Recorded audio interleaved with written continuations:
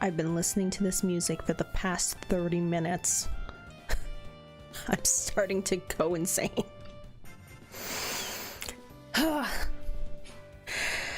Well, I'm back. Hi, what's up? Yeah.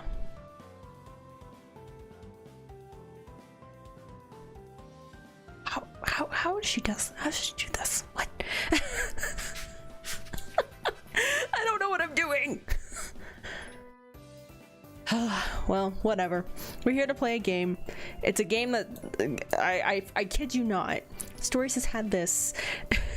She has had this in her Steam library for about 2 years now, and she has not played it once. She hadn't even installed it. But then she got the bright idea, hey, novels, since this is a thing, you play this. You can see I'm overjoyed.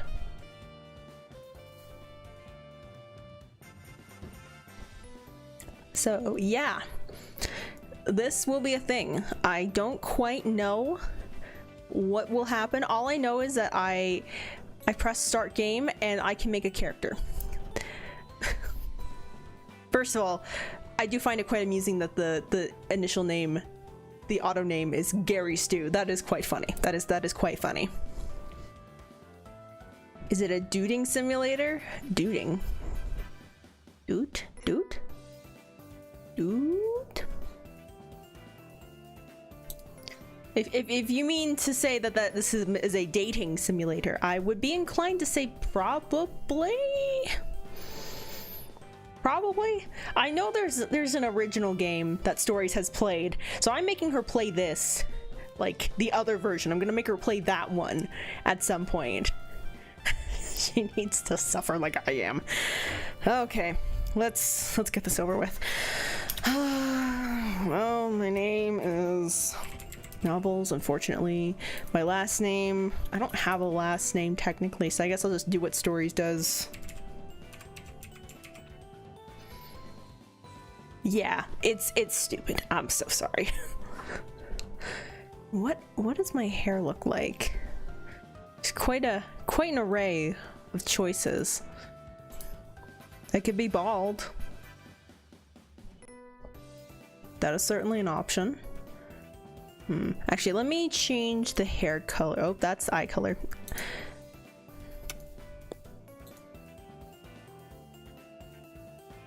Okay, there we go. That is very... That's very anime. That is quite anime. I guess that's technically the closest, but... I kind of like this one a little better. I don't know. It just seems more magical. More flowy. Some people pull off bald well. I am not one. That is okay. Body style. Yeah, I think I fit this one a little better. I do not have those eyes. That's terrifying. And then skin tone. I am the palest dude out there. Maybe this?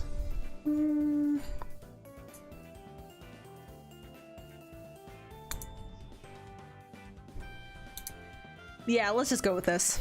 I am pale. I've never seen the sun. And I guess technically these eyes match better to this model, but I think this color technically matches the original. But you know what? I'm not here to be original novels. I'm here to be me. So I'm gonna use these icy blue pale orbs that will stare deep into your soul. Okay, yeah. I guess we're done. Is that everything? I think so. Yes. I hope I have dressed appropriately for today's stream. Obviously not in the same exact garb, but you know, something similar.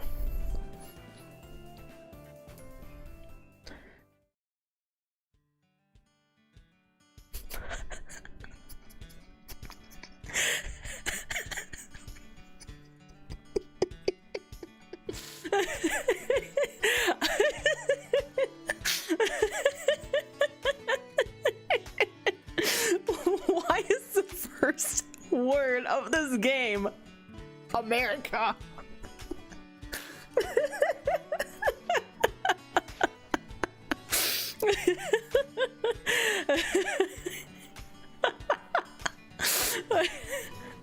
I'm sorry, I can't. This is too much.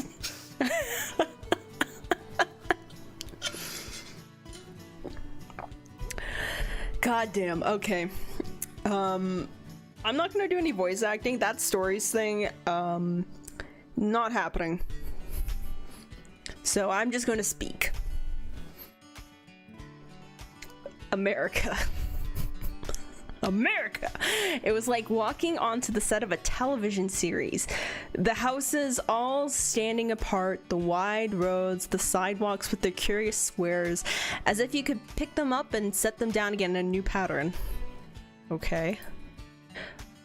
My parents and I arrived in the country 1 week before school would begin to give me a chance to visit the cities I had read about, and to give them a chance to be sure that this land was not a guns wild battle zone. Ooh. When did this game come out again? A week's not much time to explore when most of these states are bigger than our country, but it's not exactly my last chance. I have a whole year here at Iris Academy to learn about the world. So this whole game takes place in America. Interesting. Okay. My parents sent me to campus in a taxi by myself to be sure that no one at school would see them. They even remembered to leave me enough dollars for a tip. I hope I did it right. So this is it, Iris Academy, a secret school of magic in the hills of Vermont. We're in Vermont, okay. Interesting, we're in Vermont with $5. Our parents sent us to magic boarding school with $5.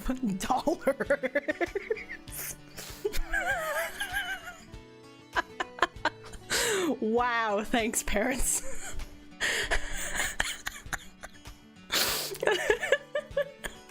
I'm sorry, that's so funny for some reason. How much did We tipped the taxi guy. Oh my god.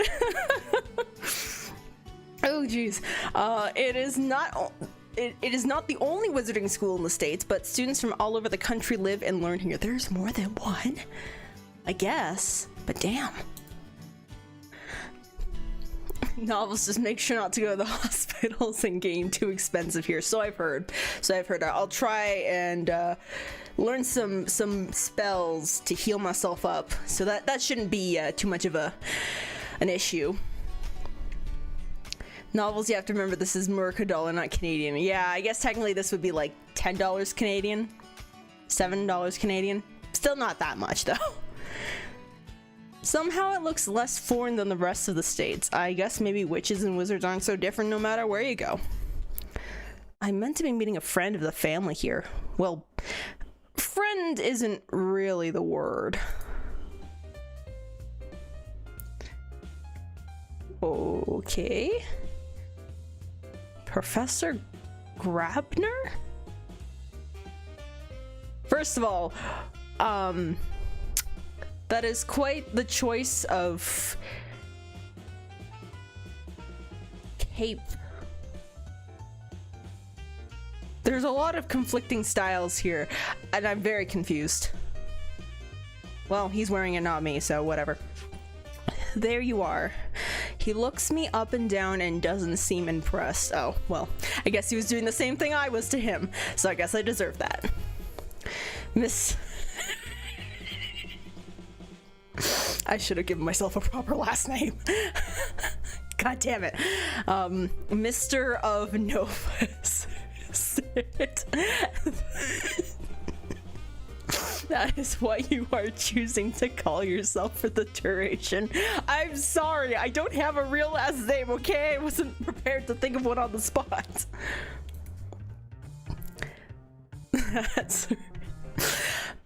That's right, Novels of Novas. I suppose it will have to excuse me. Look, I know the name is stupid, believe me, no one knows better than me how stupid this name is, but unfortunately, it's all I got to work with. Come with me then, I will show you to your room. Oh, kind of disappears into stars, that's cool. His name is Hieronymus Grabner. He's a professor here at Iris Academy, one of those responsible for teaching the freshman classes. Originally British. Oh, he's British, is he? He still holds an accent that marks him out among the locals. I wonder how long I would have to stay here before I sounded like one of them. Here we are. You'll be residing in Wolf Hall, the traditional grouping for young men with an interest in sport and brawling. I think I got put in the wrong house, guys. Can I choose a different house, please? I don't want to get in any fights. Quite literally a rough house. I might have thought, considering your background, that you would have selected Falcon. Wait, I chose this house? Why? It would make a more useful environment for fostering social connections. Actually, on second thought... Look, I have told you before, we share brain cells. I can't help it. I'm trying. At least I talk slower than Stories does. I think we can agree with that. That's at least something. Tell me, Novels, why a wolf? Yes, me of this game. Why a wolf? I am also curious.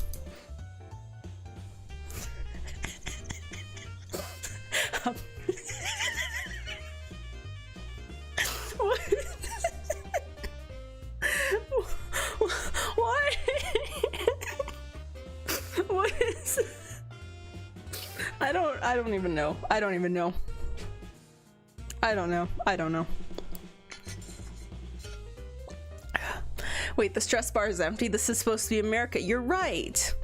I have no stress yet. I should be fully stressed. I feel like my stress should be like at a 70 right now. This is unrealistic. Let's see. I like sports. Questionable. Americans respect sport. Also questionable. I'll just go with this one. I don't know. I don't want any pressure, I guess. Why am I blushing? What is my backstory? I came here to forget about my background. I don't want to think about rank and politics. I just want to be an ordinary American teenager. Sure. They're really emphasizing the America in this. Well, ordinary American wizard teenager, ordinary exchange student, you know. We have the same face. Okay. I suppose so. He locks the door for me, then hands me the key. This will be your room. Your parents sent some of your belongings ahead. I walk ahead to see where I'll be living. Oh, that's pretty nice. That's a really nice dorm room. Dang. Wizard's got it good. There's a bed, a desk, a lot of books, and a frisbee I found in a cheap toy store once. Too bad I don't have a dog to fetch it for me. Professor Grabner steps in after me. In ordinary circumstances, all students are assigned roommates. Your family, however, negotiated a special exception. Oh, so I have a solo room. That's rare. Somewhat counterproductive to go to such efforts to hide your identity and then demand special treatment. However, no one asked for my opinion. Who am I? Who is my family? He really is just as grumpy as my parents warned me he would be. And how do we know him?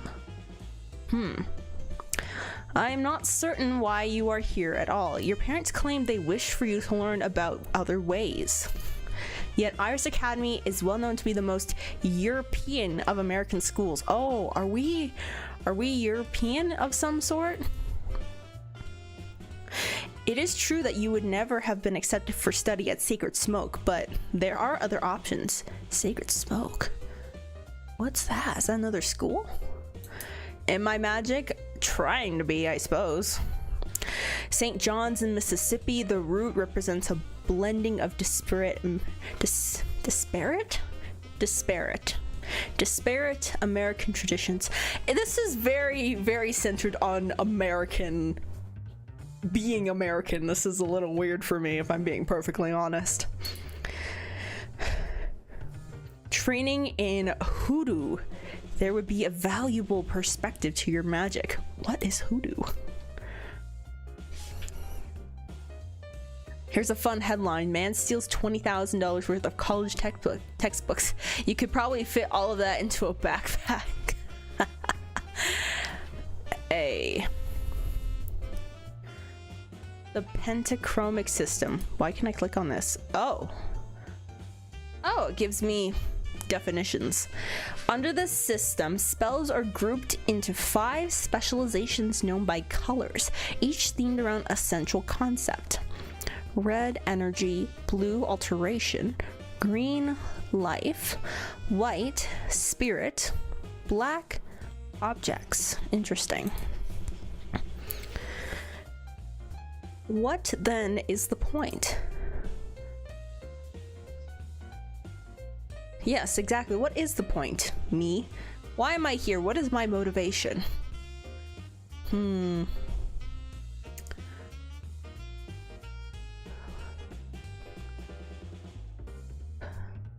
I want an easy ride. I mean, obviously, but I'm not gonna say that out loud. I guess this one? I don't like any of these answers. These are all stupid. Hey, I'm not an expert. I'm just starting out. If the way they do things here is too different, it'll just confuse me when I go back home to finish studying, right? This is just a taste of what it's like to be somewhere else. When I'm older, I can study in more depth. Reasonable. Oh, I was wondering, do you have a list of the freshman class? Is there anyone I should be looking out for? People not to cross noble families that might recognize me. Interesting. We're some kind of like famous noble person from a noble family, maybe? Interesting. Noble families in the traditional sense do not exist in this land. Very true. At least not among those wizards of European descent. If the natives have such traditions, they keep them very quiet. He flips open a large book to display a list of names. The most prominent students to be aware of in your year are the Dansons and young Jacob Blazing. The Danson family is famed for their hospitality and commonly hosts visitors from around the world. They may have heard of your family by reputation.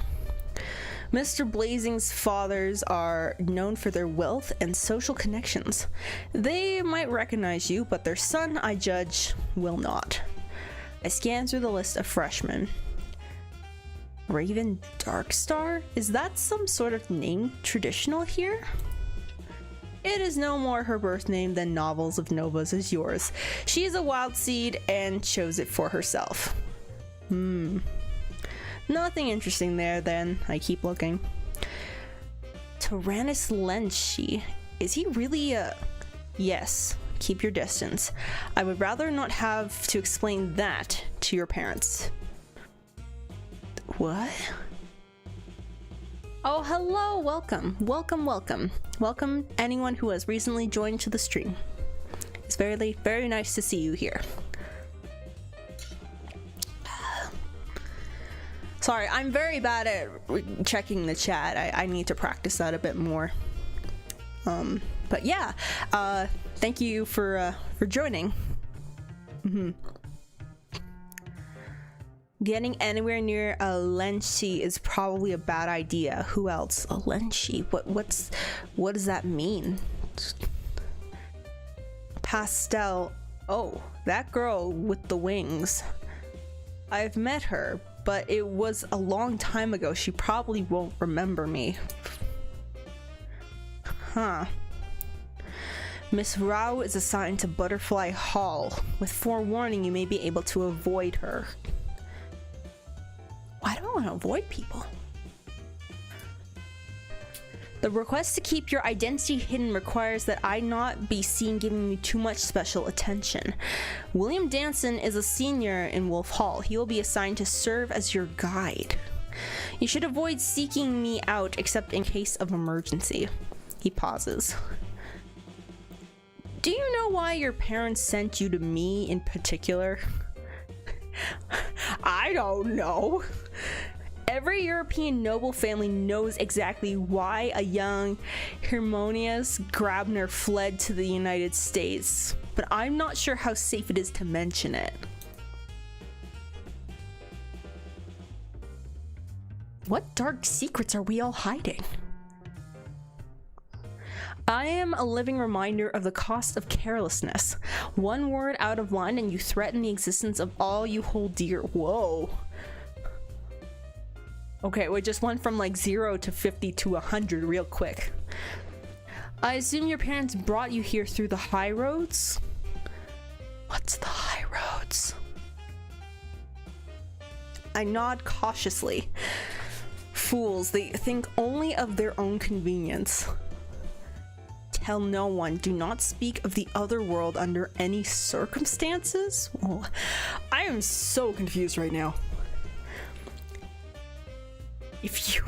Oh my god. If you endanger any of my students through your stupidity, I will kill you myself. Oh, okay. Okay. Huh. Now we've gone from 100 to 1,000. What is happening?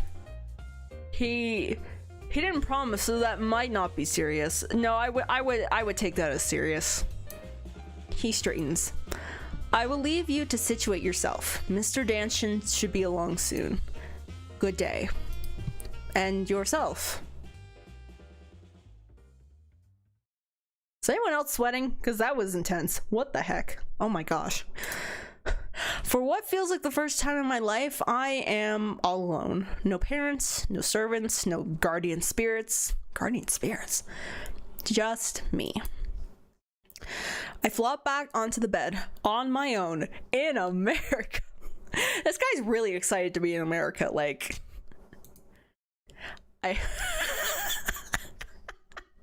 I hope the hamburgers and cheerleaders show up soon. He's been watching too many American teen drama movies. A while later, someone knocks on the door. Oh, it's the guy from the title. That's cool. William. Hi, you must be our exchange student in novels, right? That's me. He offers me a firm handshake. William Danson, incoming senior class president, which means I got elected last year, and I'm still in the position for another month. Also a fellow wolf, as you can see, which is why I've been assigned to be your guide while you get used to our school.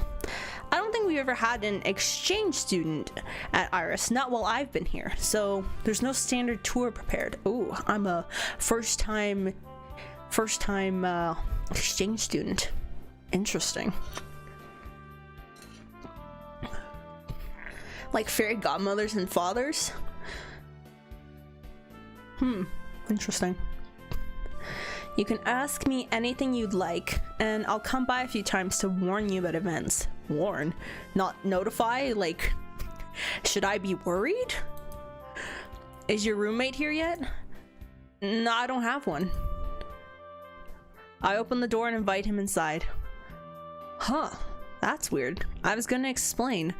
A lot of freshmen don't like having to share rooms, you know, but this school really values compromise and social integration. Learning to work as a team with your roommates is meant to be one of the tests. I've never heard of anyone starting out solo. Well, I guess since I'm not staying for the whole 4 years, they probably thought it wouldn't be fair. As everyone else got used to me and then I left, I mean. Suppose it's not up to either of us anyway. Just seems strange. Maybe it wasn't a good idea for my parents to make that request. I really wanted my own space, but I didn't think it would be such a big deal. So, a few things you should know. Tomorrow morning there will be an assembly for all the freshmen where Professor Potsdam, she's the headmistress, will welcome you. Normally you can set your own schedule after that. However, as your guide, I say for your first week you should set one class in each of the 5 colors of magic stories. Stop trying to read. Get out of here. I'm taking over.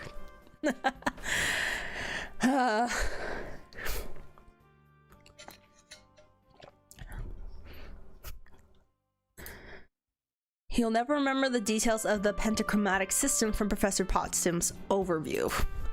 Once you've had a taste of each kind of magic, you'll have a much better idea what you'd want to focus on. After the first week, you can do what you'd like. It's your choice how you think you'll learn best. Study only one color if you think it suits you, spend time in the gym, take a day off when you need to. What happens to students who take every day off? See, that's another test. Dang. I can't just do whatever the heck I want. Freedom is an illusion.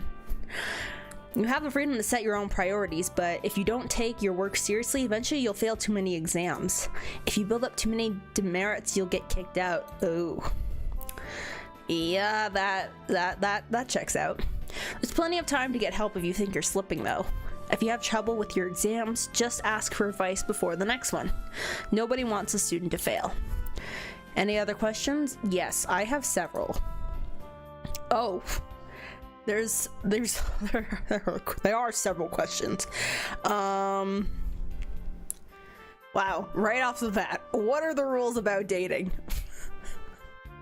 This really is a dating simulator, goddamn. Okay, since you all are curious, I'll humor you.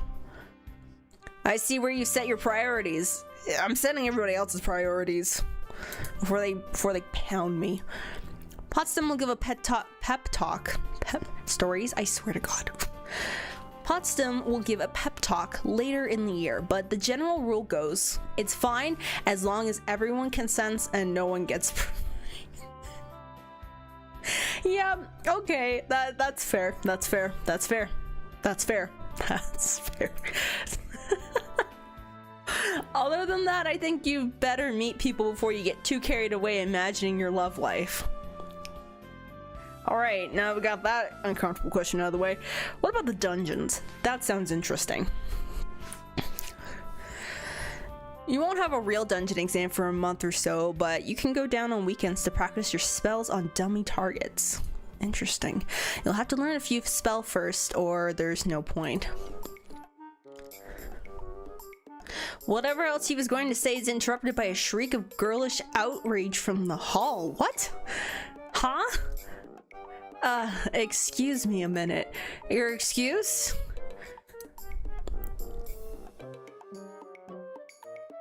What?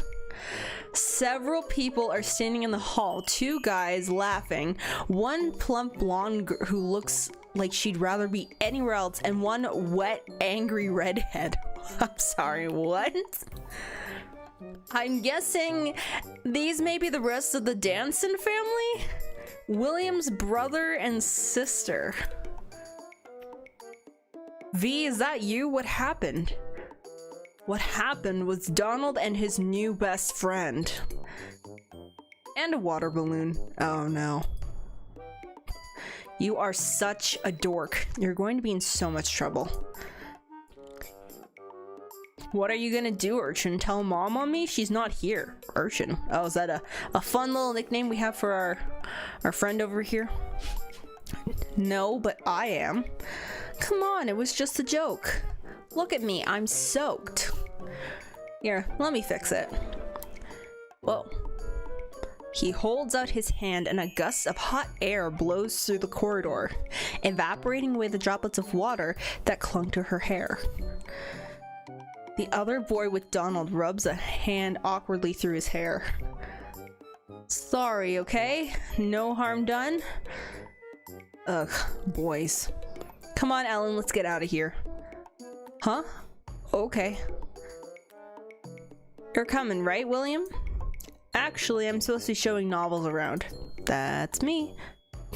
Apparently, with William's height in front of me, no one noticed I was there until now. Ah, shit. I'm short. No. That's tragic.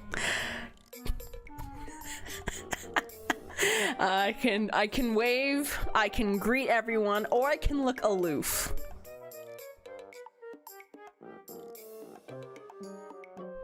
I wonder which one is more more novels.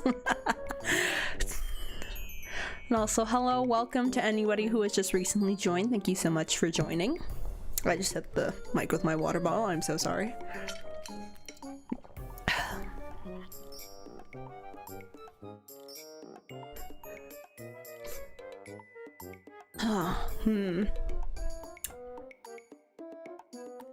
I guess.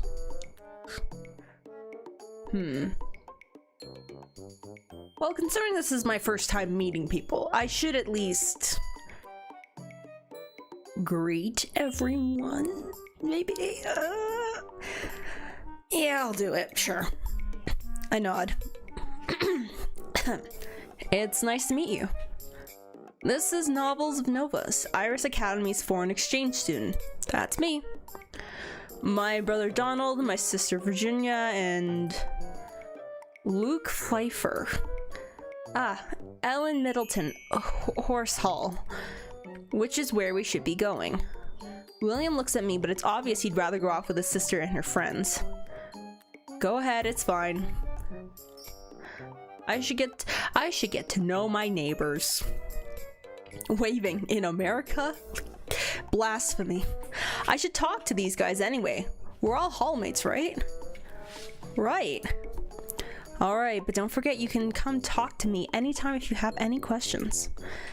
With a few more farewells, he and the girls leave us alone. The blue-haired boy, Luke, tries to lean against a doorframe but misjudges the angle and stumbles backwards. Donald doesn't seem to notice. So, novels, right? What? I'm seeing hearts flying up. What's that all about? Did I see this before? I don't remember. Interesting. How come my big brother's shepherding you around like a lost goose? A goose is an interesting choice of animal. Teachers made him do it because he's class president. Oh, that. Oh, and now there's a lot of things popping up. I see hundreds, I see party horns. What the? Okay, whatever. Do geese have shepherds? They have goose herds. It's in the fairy tales. He turns his gaze back to me. Foreign exchange student, right? Where are you from?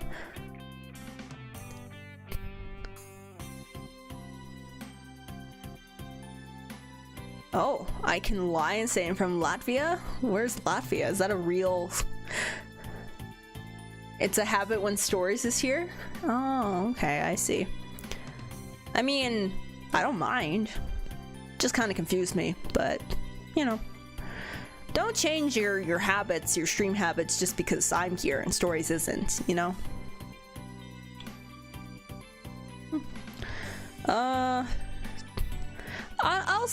I'll say the general European area.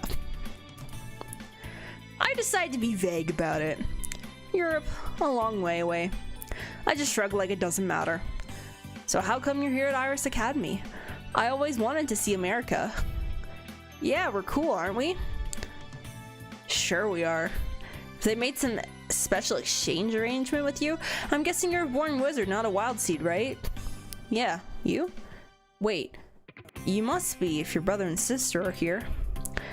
I knew they were a magical family already, of course, but I wasn't sure if I was supposed to know since it was something Professor Grabner told me. But I'm wild seed and my twin brother is here too.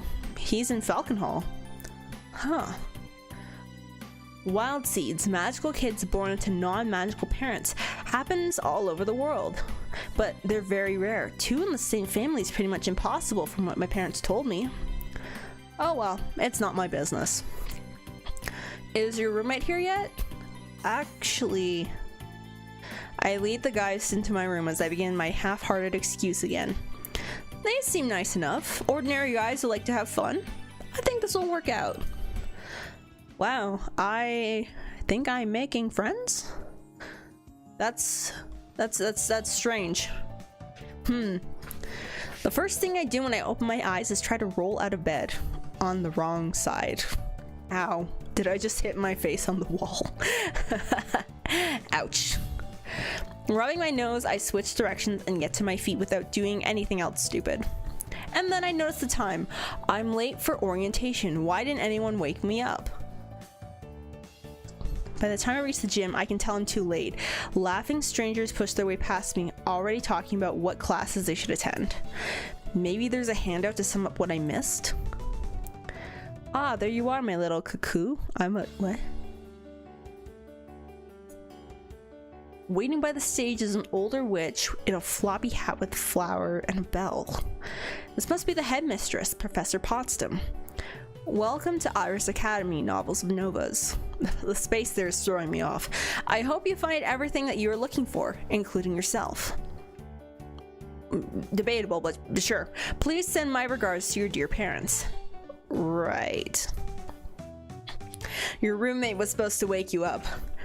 Oh, wait. Now, we are off to a bit of a late start, aren't we? She presses her hands together and looks at me expectantly. I'm fashionably late. No, ew. I'll just apologize. Sorry about that. It's all new to me. Well, no harm done this time. She pats me on the shoulder. I'm sure Mr. Danson can fill you in on anything you've missed. This orientation is largely to introduce new students to the 6 halls of Iris Academy and overall theory of pentachromatic magic. Okay, well, we already know what the pentachromatic stuff is. What's the 6 halls? Iris Academy groups students into 6 halls by gender and personality, with the intent of helping students make friends by being near people who are similar to them. Horses and wolves tend to be brave, outgoing, and athletic. Butterflies and falcons tend to be sociable, charming, and diplomatic. Snakes and toads tend to be mysterious, introverted, and eccentric. Of course, individuals vary and no hall is better than any other.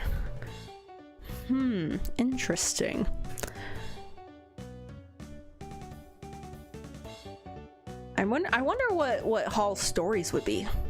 I mean, I guess technically maybe we'd be in the same hall because we are the same person, but I think I don't know. I think if I'm in the wolves, I think, yeah, these are the male halls, and these are the female halls. So I think based on these descriptions, I think Stories would be a snake.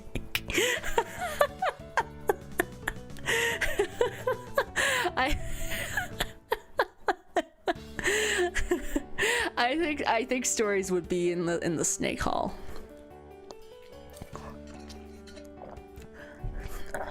All right, you take care. Have a great rest of your day.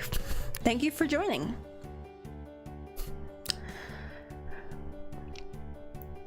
The author read Harry Potter and said, I can do that and not be transphobic. I rolled out of the top bunk bed when I was younger like 3 times, but didn't wake up. So you ended up waking up eventually just on the floor with no recollection of anything that just happened. Bro. Wish I was a toad. I could sit in a swamp and do toad things like not paying taxes. Oh my gosh, the taxes thing is back.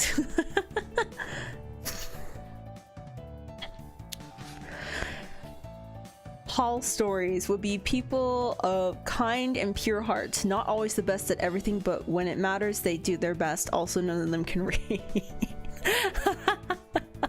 You know what? I agree with that. If they decided to make a Hall stories for whatever goddamn reason, that would be pretty accurate.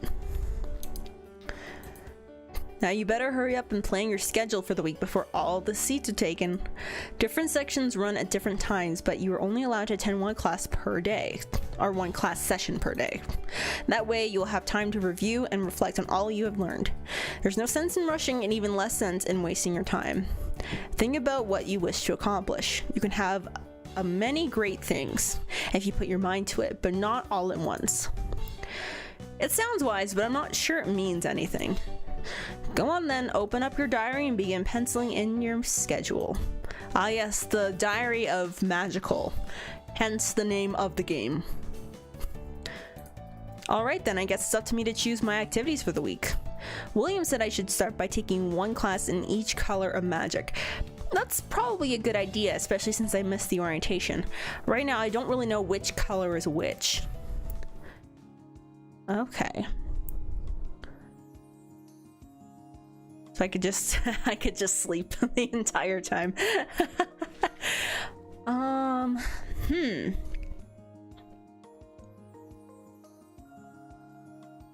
So there's 5. There's 5 types of magic. So I guess I could do one every single day. So let's try that out actually. Let's see.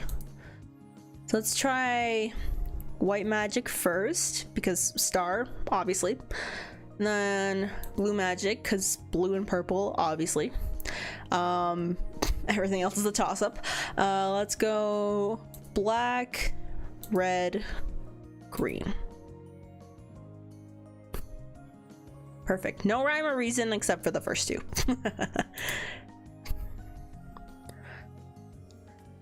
I intended to be early to my first white magic class, but when several minutes passed with no sign of a teacher, I wonder if I overdid it. The other students are starting to become restless when Professor Potsdam finally appears. Good morning, Starshines. Good morning, Starshines. By the way, what exactly does what does Stories call you guys? Like I know there's like, you know, the whole group of you guys is called the Constellation, but does she have like an individual name for you guys? I don't know if that was ever a thing that she decided on.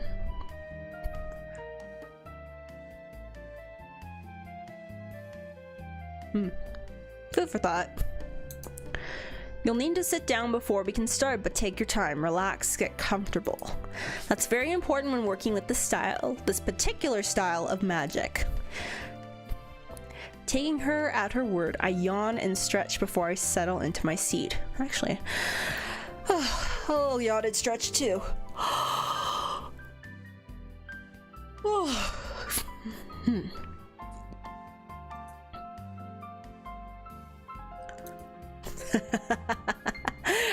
I think we were called a pain in the ass. Well, at least you guys are honest. To some people, white is the absence of color, a blank canvas. In the non-magical world, white is a complete spectrum, all colors combined into one. To different eyes, white magic is both everything and nothing. White magic is the tool we use to access the spiritual realm. Ghosts, dreams, creatures from other planes, the thoughts and feelings of those around you.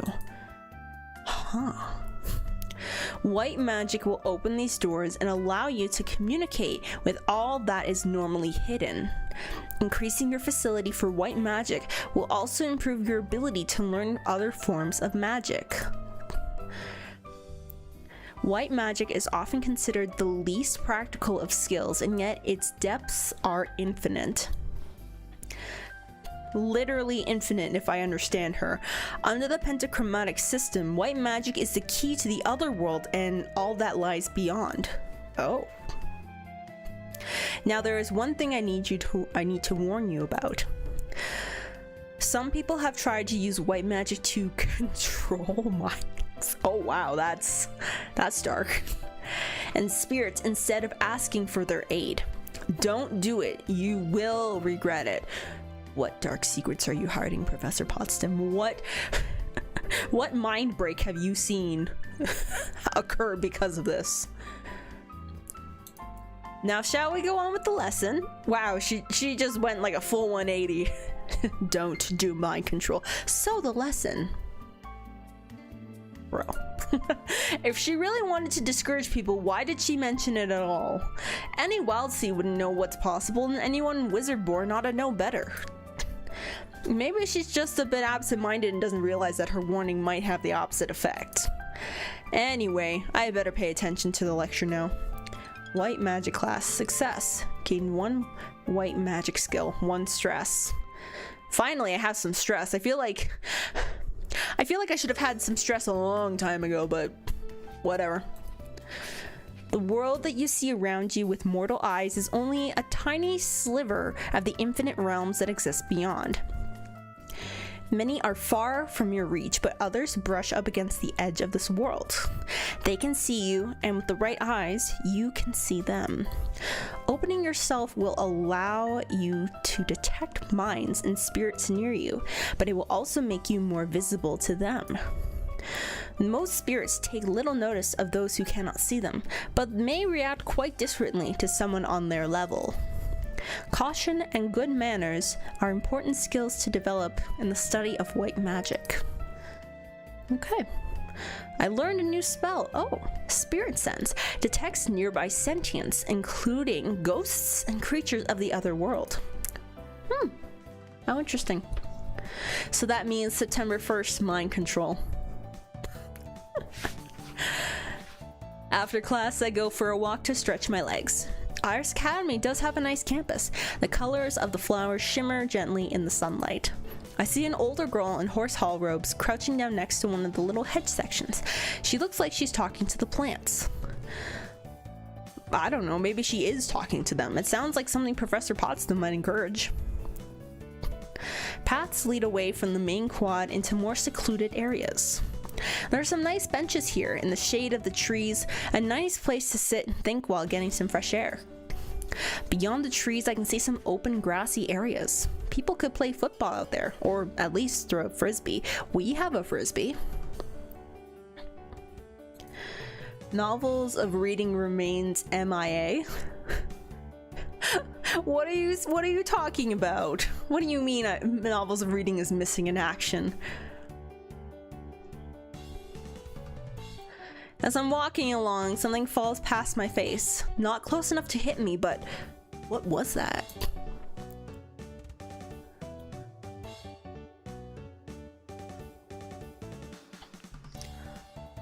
Oh, you said... You said step 1, not September.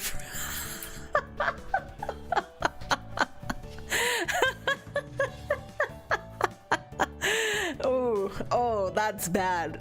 That's bad. How did I not see that? Look, the game starts in September. I'm sorry. I just connected those two things. Oh my god. Why do I have to share the same brain cells the Stories has? Like, it's so sad. I look down. There's a single shoe lying on the ground. Did someone throw that at me? Look, I blame the shoe. The shoe hit me in the head and I read that wrong. Over my head, a pair of black stocking-clad legs are wrapped around a tree branch. Only one foot still has its shoe, and above those legs... Oh. Is a girl in Snake Hall robes. Hello? This is one of the girls from the menu. The menu image. She's got a key for an earring. Interesting. Hello there. Did she not hear me? Try louder, try other languages, try waving. I'm gonna wave. I feel like that's safe. I don't want to try any other languages. She nods at me just a little, or else it was just the branch swaying. Hard to tell. Is everything okay up there? We're not really establishing any communication. I bend down and pick up her dropped shoe. Do you want your shoe back? You have to give me a sign or I'll leave it here and go. Do you want me to give you your shoe? She stares at me for a moment. Biting her lip, she nods vigorously twice and holds out her hand. I throw the shoe back at her. Yeet. As people would say. I'm gonna try climbing the tree. I will be right up. I feel like things could go horribly wrong if I tried throwing the shoe back up at her. Despite me being in a hall that's, you know, meant for sports, I'm not very athletic. I know, hard to believe. I wrap my legs around the trunk and begin to climb. I've been doing this since I was a kid. It's easy. I'm a pretty good judge of trees. And because of that, I don't think climbing out onto the same branch she's sitting on is a great idea. Instead, I get up to her level and hold out my hand with the shoe in it. After a moment, she scoots closer and snags the shoe from my grip. She still doesn't say anything or make any move to put her shoe on, so I shrug and climb back down. No point in harassing her if she wants to be left alone. Thanks. Aw, that's cute. She speaks so quietly I almost didn't hear it, so she can talk after all. So, I'll see you around sometime? She looks at me, then shrugs with just one shoulder, the key on her ear swaying. Okay then. Snake Hall girls are weird. Stories would definitely be in Snake Hall. I stand by my judgment. She's a cat. I could see that. Students assembled for blue magic gossip amongst themselves about what they might do with the power of illusion. One falcon boy, his face and hair decorated with glitter, is gesturing so wildly that at first no one sees the door open. Oh, Professor Grabner. Hello again. Oh boy.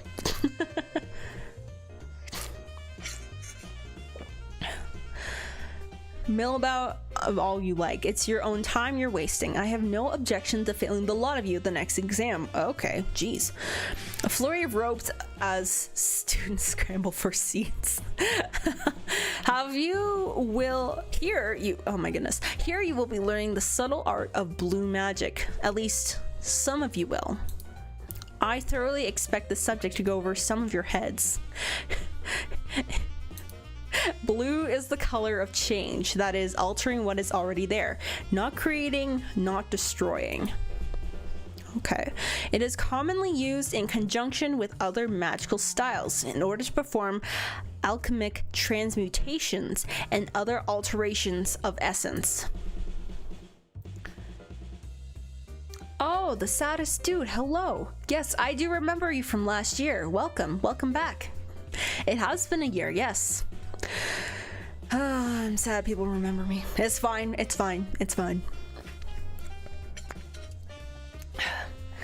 We're playing Magic and possible dating?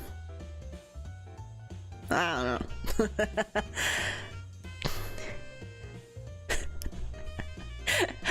Bellman Jones, I must ask, were you talking about the snake hall girl in the tree, or was that comment directed at me?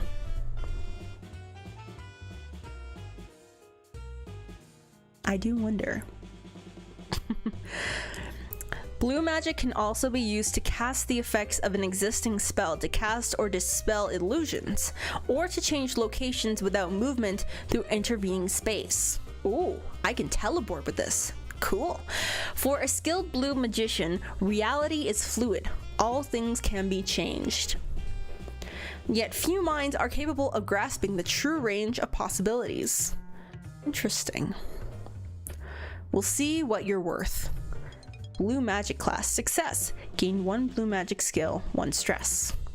The art of illusion involves changing not what a thing is, but how it is perceived.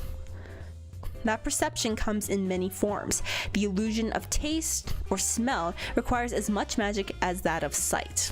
Well, it is one of the 5 senses, so that makes sense.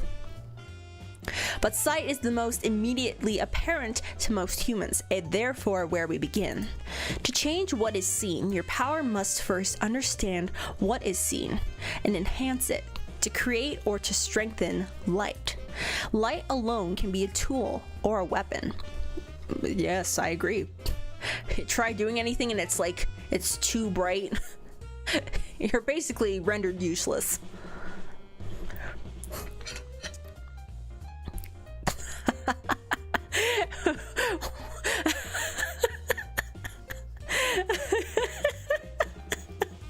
I'm sorry, what? Fan art of us when? Excuse me?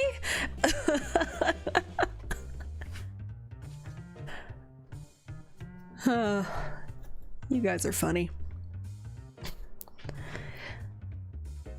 Stories of Stars is a confirmed Owl House fan.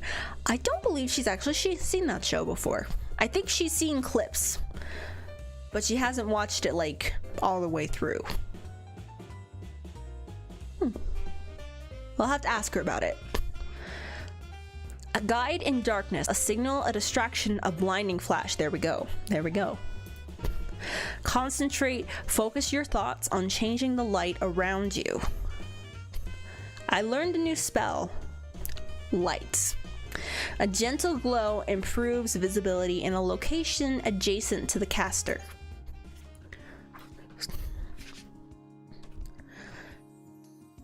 Interesting. Okay.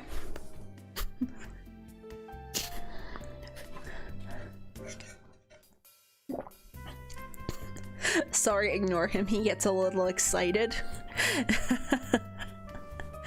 I'll allow it for now.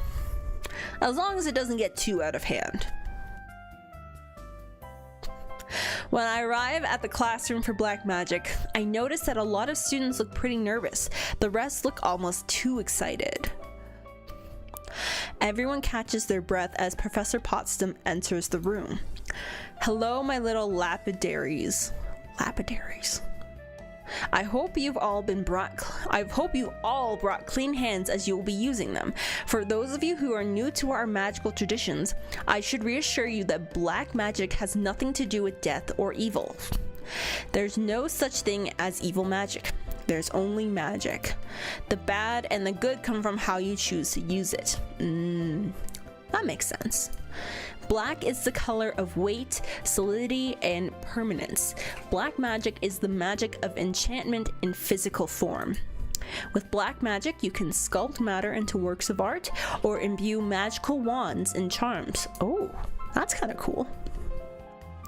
This does mean that cursed items are enchanted with black magic as well, but that is the caster's choice, not the magic's. A pale girl with dark hair raises her hand. Oh, it's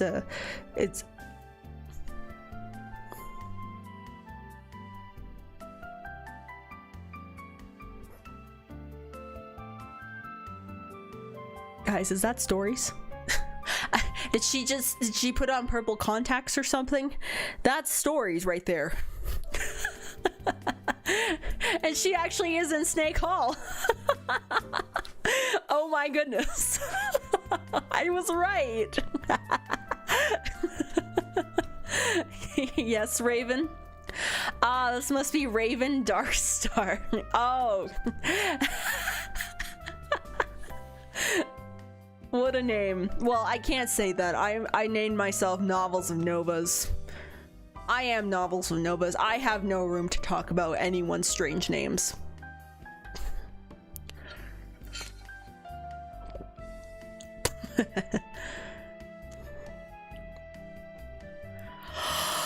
Oh, excuse me. Since you're enchanting matter and bones are matter, you could use black magic to animate a skeleton, right? Okay, Raven might be onto something. That would be kind of interesting. That's an interesting question. You could certainly enchant a skeleton to hold a spell or react in some way. You could set a skull to chatter its jaw when anyone came near, like an alarm, but to make something that could walk around and act on its own, you need to bind a spirit to it. That sounds complicated. That calls for another kind of magic. We will get to combine techniques later in the year. Interesting. I've only now realized that Stories of Stars has overlapping character design with Raven from Teen Titans. I think that's another show that Stories has never watched before. Only seen bits and pieces from the internet.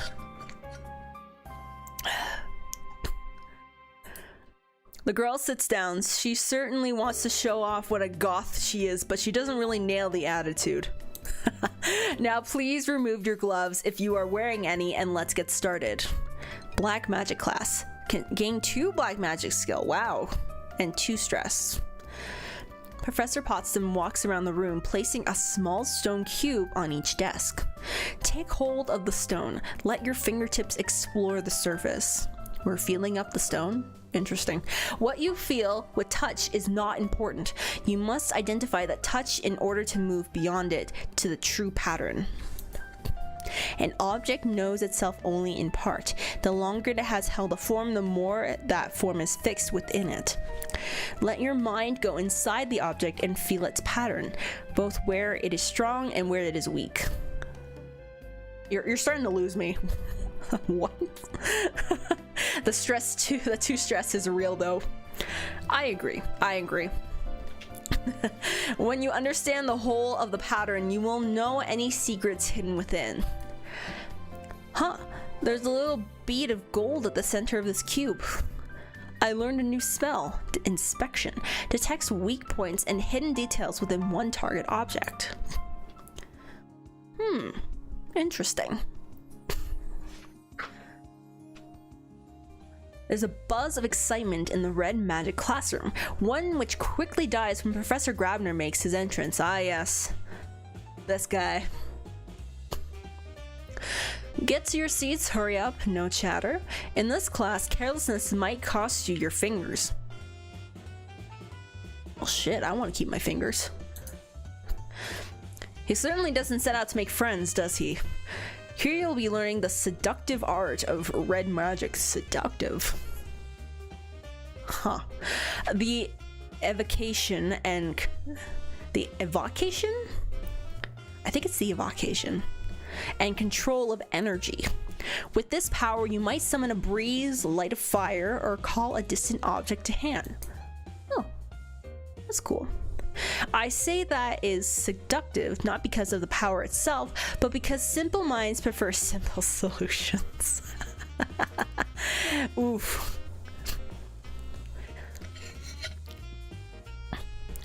Blast your enemies with lightning, tear buildings apart with earthquakes, let the world around you burn. Ooh. Okay, calm down. Fall victim to such vulgar fantasies and you leave yourself vulnerable to those capable of creative thought. Oh, so he's telling you, use your goddamn brain. That might be hard for some of you, but you know. Do your best.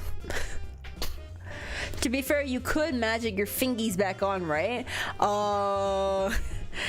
If I can, I haven't learned the spell yet. I think I might have to go for a few more classes.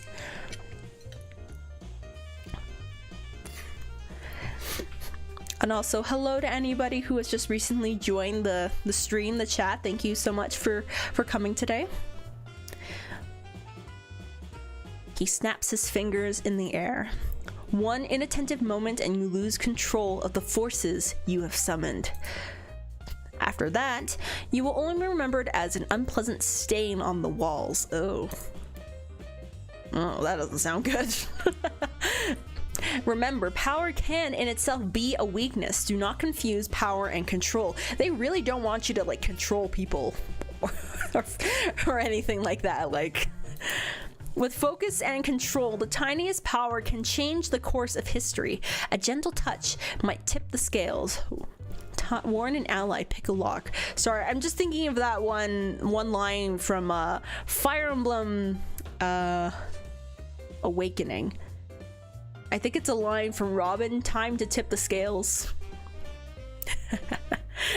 Robin is one of Story's favorite characters, and I would also say is one of my favorite characters. Robin is cool.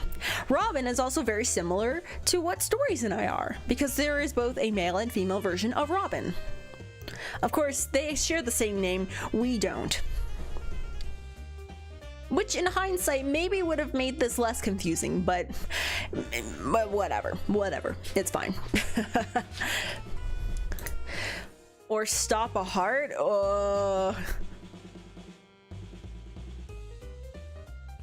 What? The professor pauses, scowling along the length of his nose. I'm with you there. What? No, Mr. Lenshi. Oh, that's the guy. Red magic will not allow you to apply force inside an object or a creature. For that, you will need a different magic. Oh, so that's Tyrannus Lenshi. Not only is a Lenshi, he's a creepy Lenshi. I suppose that's what Toad Hall is for. I see. Interesting. I would not be part of Toad Hall. Well, what do I need then? Nothing you will learn here, and if you interrupt me again, you'll be spending this weekend in detention, wondering. The force of his glare melts any desire to comment. You know what? Snaps for you, Professor Grabner. Thank you for shutting that down. That was weird. That was weird. Now for your lessons. Your first attempt at raising force will do little more than move the air around you. You find this disappointing, don't you? What use, do you think, is moving air? How can that destroy your enemies? Simple minds. A strong wind could disperse poisonous gases or move them to a new target. Carry your scent away from an enemy or erase your tracks in the dust. A simple breeze carrying dust can reveal hidden shapes and exits as it moves. If you cannot master its use, you have no business tampering with greater powers. Now concentrate and make the air move around you. I learned a new spell, breeze. The breeze moves in the air. Move air around the caster's current square, creating a gentle breeze. Interesting. Okay, before we continue on, you know that thing that Stories does where she like blows her nose all the time? I think I have to do that now, so I will be right back.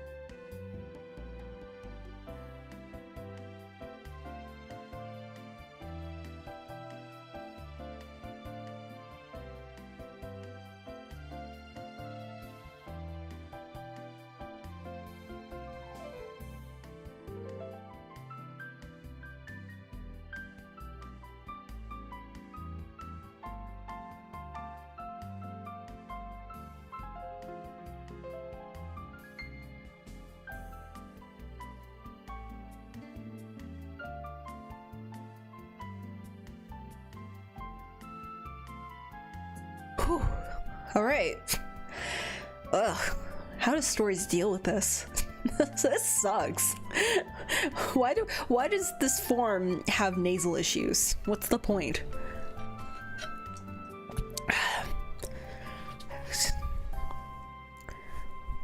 I intended to be early to my first green magic class, but somehow Professor Potsdam was already there when I arrived. Hello, little seedling. Please take a seat. She greets the rest of the arrivals with equal enthusiasm. Today you're going to learn about green magic, the magic of life. This is a very important skill for any witch or wizard to have, especially when you get to be a certain age. Interesting. Your body is a garden to be cared for. With proper tending, it could last you for centuries. I don't know if I want to live for centuries. That sounds like too much commitment. Oh, you're trying to explain the relation between me and Stories. Yes, it's basically like we share a form, but we can alter the appearance slightly. For instance, like this is what novels looks like, and then if we switch, then you go back to Stories. But we can't exist at the same time. So.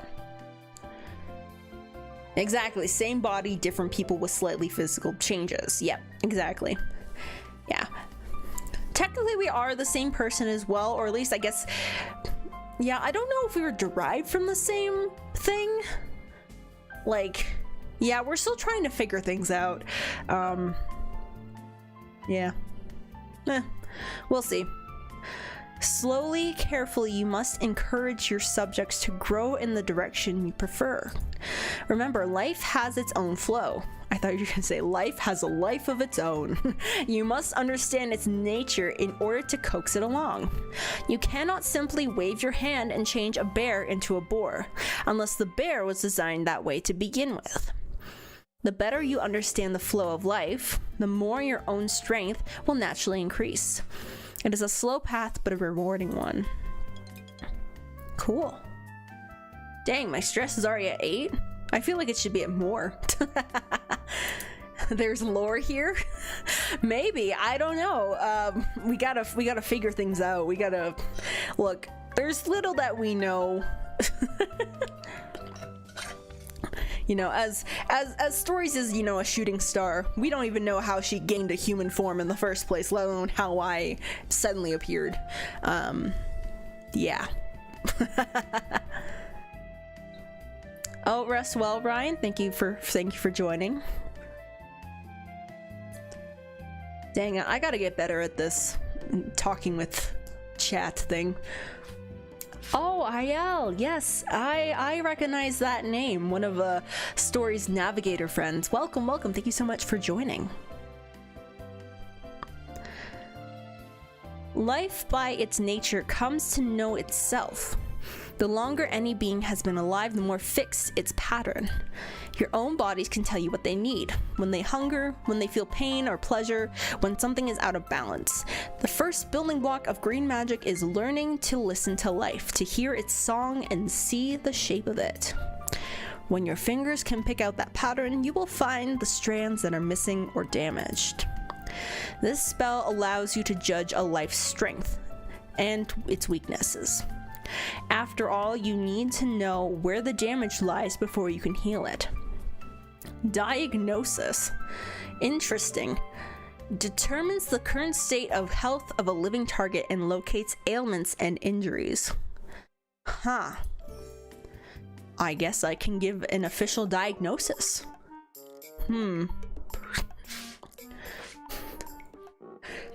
It's okay, just looking at you is enough.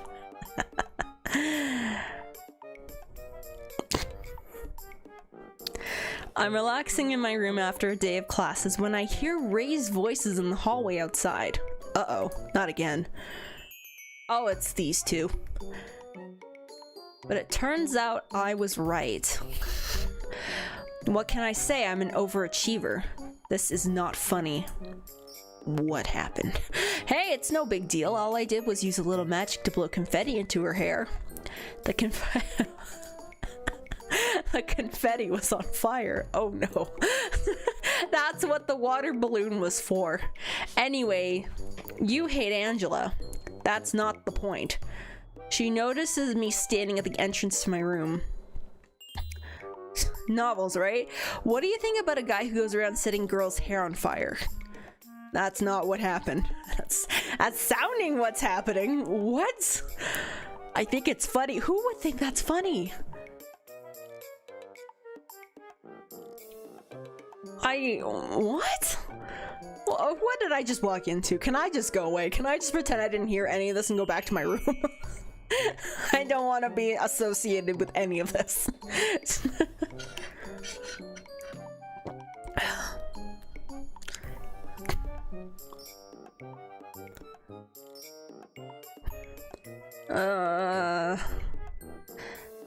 It sounds dangerous. Just like, if you're asking me up front with no context how that sounds, I'm gonna say it sounds dangerous. A scalp burn could be pretty nasty. Exactly. Look, I tested I tested it on Luke first, okay? It's flash paper. It goes out in a second even without water. It wasn't dangerous. And Angela's a senior. If anything had gone wrong, she could heal it without even blinking. Double backup plan.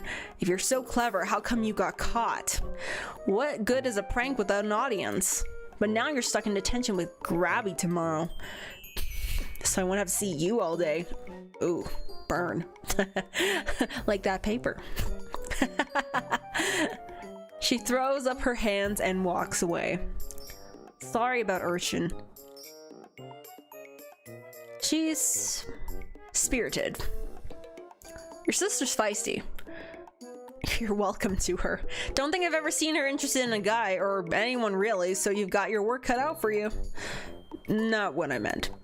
Whatever. Who's Angela anyway?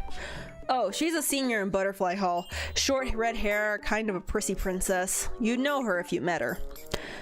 And why did you try to set her hair on fire? If you met her, you know that too. Besides, it was only a little fire. So now Grabs will make me scrape up chewing gum with my toenail or something. I hear he's got a nasty imagination. He's not so bad. If you don't piss him off. Yeah, not gonna help. Besides, I need a windmill to tilt at. What?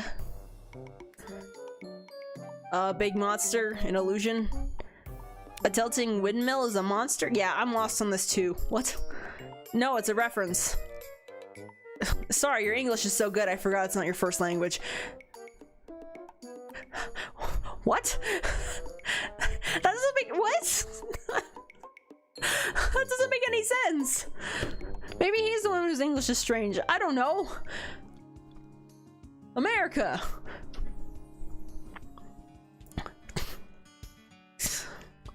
What pronouns do you use, and has anyone told you you give off blueberry vibes? To answer the second question, no one's ever told me that. I don't know what that means, but I'm assuming that's a good thing. As for pronouns, good question. I mean, to be honest, like, I guess you can just call me Buse, whatever. Like, I don't really feel a certain way towards anything. I haven't existed long enough to be like, yeah, this is the pronoun I use or whatever, but I guess if it makes it easier, you guys can just refer to me as he, because yeah, I know Stories refers to herself as she, so that'll help differentiate us. If you want to try out they too, that's fine. I'm not picky. All right. I have heard that on Saturday mornings in America, it is traditional for all people to watch cartoons. Of course, there is no television or other low world culture at a magic school, but I wonder if they might have some replacement set up to entertain the students. So when someone knocks on my door in the morning, I assume it's my hallmates coming to invite me for some fun. Nope. It's another girl from the menu. Hi. Hello, are you looking for someone? I don't have pronouns, please do not refer to me.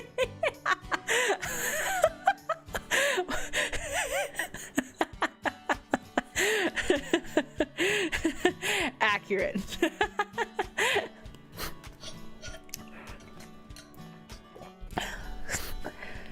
I'm looking for you. You are Novels of Novas, the foreign exchange student, aren't you? Unfortunately. Yes. I'm so glad you're here. Our communities can become so insulated. It's so important to learn other viewpoints. I'm Minnie Cochran. Or Cochran? Cochran? I don't know how to pronounce your last name. I'm in Butterfly Hall. I wanted to stop by and offer you any help I could. I can take you all around campus, tell you about our customs. Are you from the student council too? Well, not yet. Wait, what do you mean too? Because I already have I hear the footsteps of someone else walking into our hall. Oh good, you're up. Good morning. Hello, William.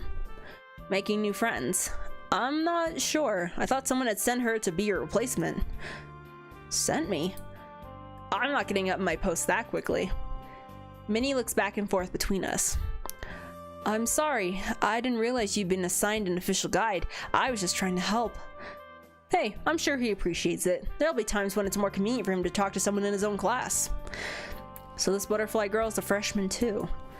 Well, if you two have business, I'll get out of your way, but please feel free to talk to me if you need help with anything. Everyone's so helpful around here. What's this face I have going on? Why do I look like a piece of shit? Like, what's going on? I mean, I guess that is just my face, but not a word. With the professors and William and now Minnie, all the goodwill is almost exhausting. Maybe it's the American way. Is it the American way? I don't know about that. Bye for now. She waves and walks away. Nice girl.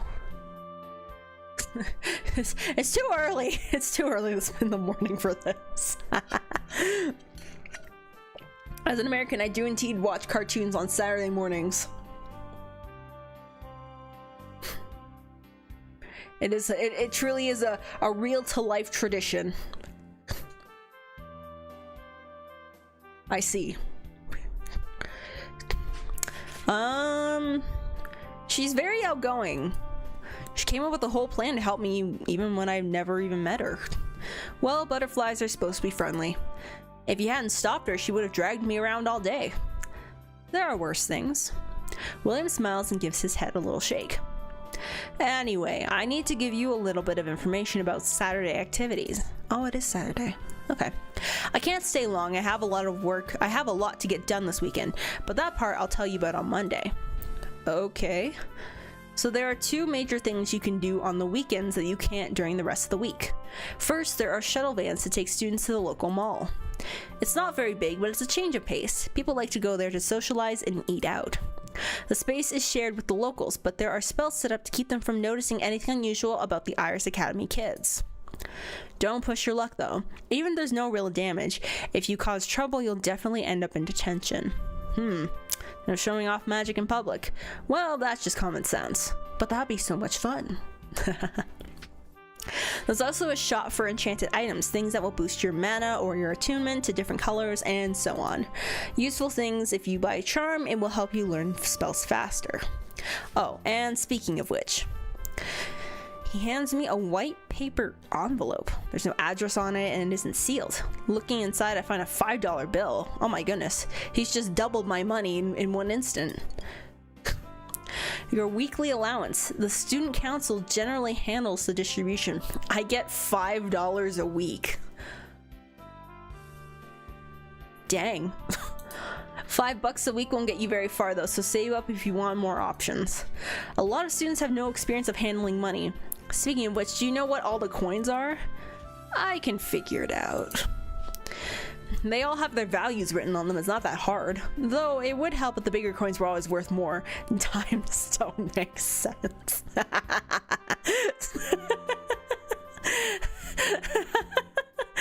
why are dimes smaller? Why are they the smallest coin? That's an interesting choice that they've gone with. What's the history of a dime exactly? What's the other major thing to do on the weekends? Practice. On weekends there are simple training dungeons available. No real threats or puzzles, but you can walk around and practice spells in the fields. There's a field in the dungeon? Not usually. In a real-world environment instead of classroom, so you can see how your spells would work in an actual exam. Now, like I said, I do have a lot to organize this weekend, so I should be going. You can take the day to review on your own, or I can show you the way to the dungeons, or if you'd rather go to the mall, Donald can... He's got detention. Oh. It's like, damn it. I'm sure I can find my way. What do I want to do with my Saturday? Let's see. So I could study, I could go to the mall, I could go to the dungeons. Can I just sleep? Do I have to do something on Saturday? I don't know if I want to.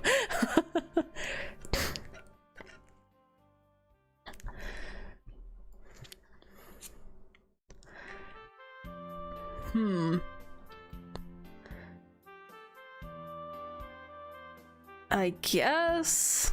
Well, I don't have any money, so I guess I might as well just study.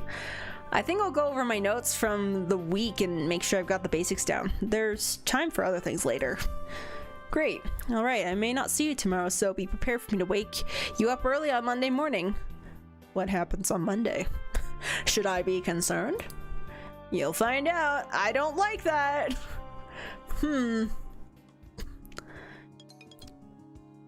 I am one smarter.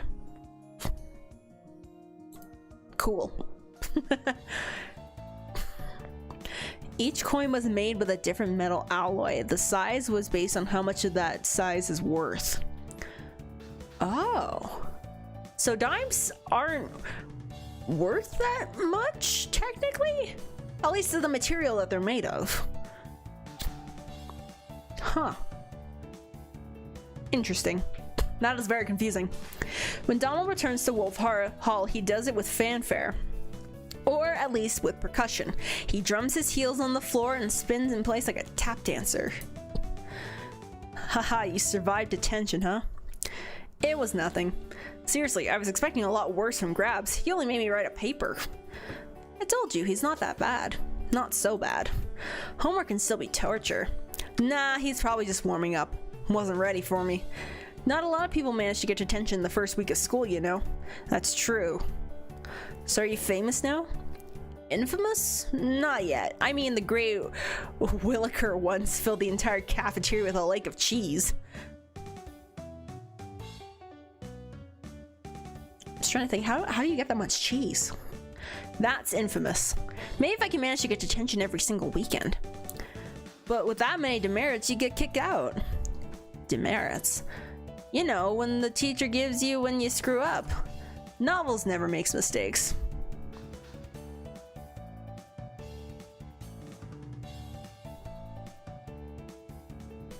I never make mistakes. Ha. Merits and demerits. If you do something good over the odds, the teacher gives you merits, like it's a status thing.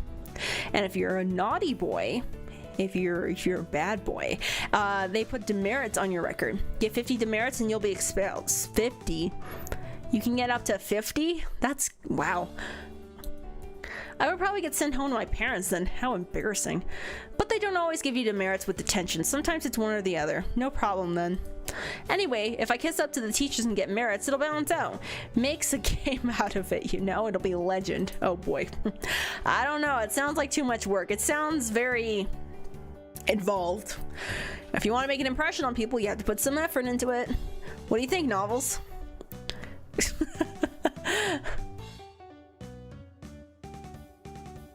Will it get you a date? What does that have to do with anything? Yeah, you'll be giving yourself detention. I think I agree with Luke. If you have to do all these good deeds to bail yourself out, it's like having double detentions. No pain, no gain. No. No. Donald shrugs. Maybe I'll come up with a better plan later. I don't know. It's early days yet. Right. This has only been our first week after all. God, this has only been 1 week. How long has this stream been going on for? It's been going on for an hour and a half and I've only gotten through one in-game week. Oh my god. At midday, I head to the cafeteria for lunch. I carry my tray of food to an unoccupied table end, but just as I start to sit down, someone else sets a tray across from me. Oh, it's Ellen? Ellen, is that her name? Ellen or Helen? I can't remember. Oh, I'm sorry. I'll sit somewhere else. No, it's fine. There's plenty of room. Have a seat. This girl looks familiar. I think she's Donald's sister's friend or something. What was her name? Yeah. Okay, so there's only E names, so I think it's Ellen. Ellen, right? Right. Your Novels. You got it. Well, there's only one student from Europe here that I know of. You should sit down and eat your lunch. You too. Right. I think I'm making her nervous, but I'm not sure why. I haven't done anything. Maybe she's naturally timid. Seems weird for a horse hall girl, though. Speaking of horse hall. So, what sports do you play? Huh? I guess she wasn't expecting me to talk to her. Before I can apologize for interrupting her meal again, she beams at me. Oh, she's excited. Aw, I like softball and volleyball. Oh, interesting.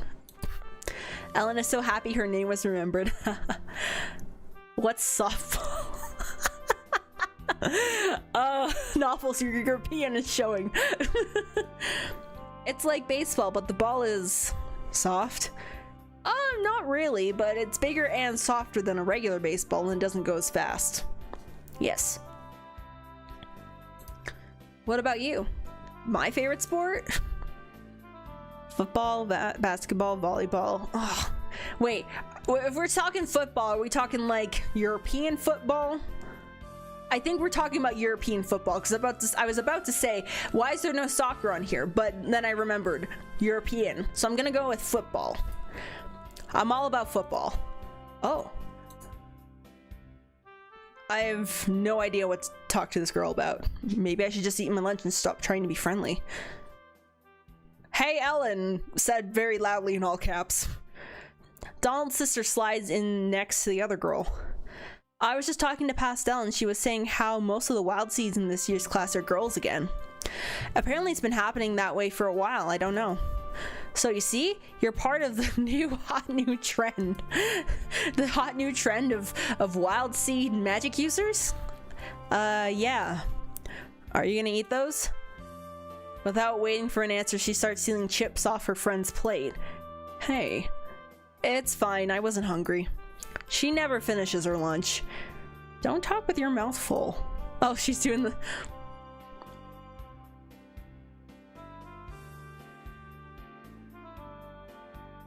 We're doing the same face.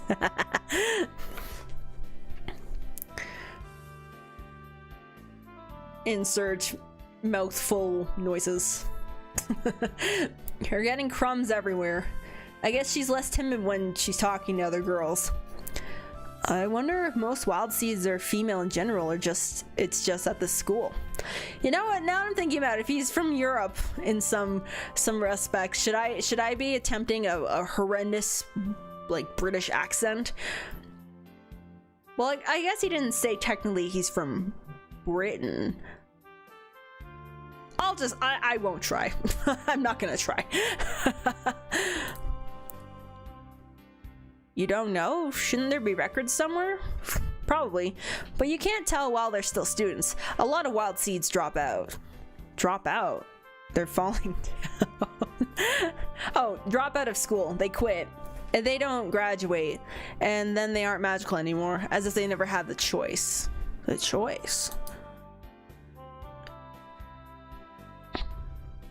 When a young wild seed first manifests powers, E is contacted by the larger wizarding community and offered the choice to either join magical society with all the rights and responsibilities involved, or to have air powers sealed and forget that they ever existed.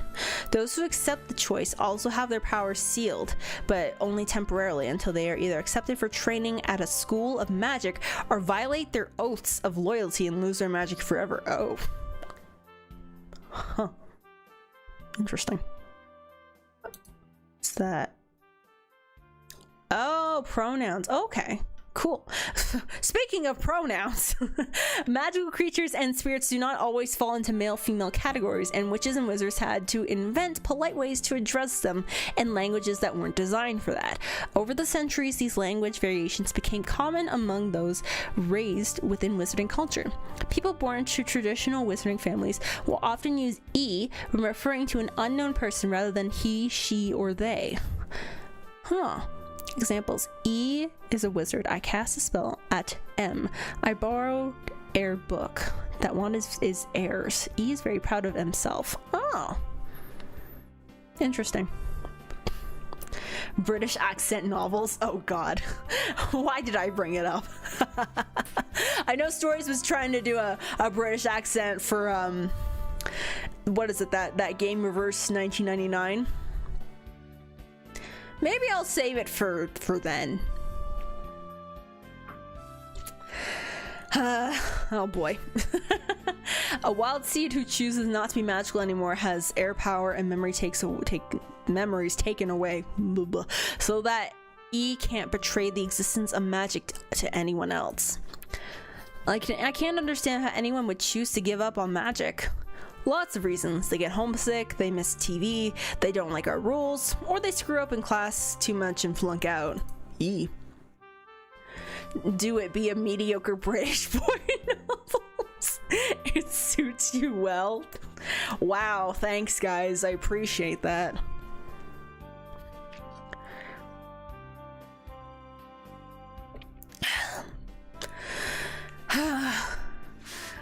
Helen will never have that problem. She's a huge nerd.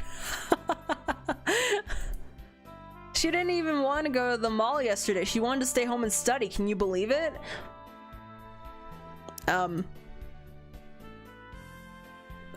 Actually, so did I. Really? Sure, it's important to get off to a good start. Right. Ugh, boring, boring, boring. She grabs the last chip from Ellen's plate and stands. I'm gonna go for a walk. See ya. Ellen sighs quietly as Virginia exits. Sorry. What are you sorry for? Nothing, I guess. Have a good day. She takes her tray and exits. Oh, that was kind of nice. At the end of the week, I have the chance to review the things I've learned and make preparations for the future. Okay, I have no items.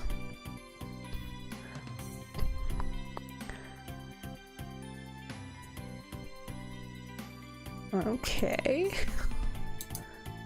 Oh, so it's showing like everything I did on like the days, if any like other events happened. Interesting. Okay. That's cool. and all the spells that I know. Very cool, very cool. It's me. I'm a new character. Novels of Novas. The false name that I'm using at Iris Academy to hide my true identity. Oh. Interesting. Okay. Alright, let's continue onwards. We did it. We've called us novels. Oh no. Someone's knocking at my door. What's going on? It's too early for classes. Stop it. Oh wait, it's William. Right, he said he was gonna wake me up early. Uh-oh. Hey, mind if I come in? Oh, right. It's like, oh shit. I forgot he said he was going to drop by. Thank you. In a little while before classes start for the week, there's going to be an assembly for all the freshmen and the seniors. Not like last week. Not that I would know, since I missed last week's assembly. Whoops. This will be the beginning of freshman initiation. Initiation? Wizards in the States get citizenship when they've only just started school? No, it's nothing like that. This isn't a ceremony about legal status. It's about shared experience. Wizards tend to be individualistic, but it's dangerous for society if people with too much power all do their own thing. Imagine if all the students tried to set themselves up as evil overlords. With all the quote-unquote discouraging that the professors are doing, I would see that as something that would be happening. So a lot of Iris Academy traditions are designed to encourage a sense of society and working together, like sharing rooms. Oh, don't get sidetracked. I'm sure the professors know what they're doing. So what the idea of freshman initiation is that the entire freshman class has to suffer together. I'm sorry, what? Suffer. Nothing actually dangerous, just embarrassing. The seniors will give you commands and you're expected to follow. What? Huh? I'm confused. That doesn't sound so bad. Are you sure you understand the gravity of the situation? There are more rules, but it's supposed to be a surprise. You'll find out at the assembly. One thing though, every freshman is assigned to be the property of a particular senior to serve them in exchange for protection. What? Now that is starting to sound this oh my god. Oh my god.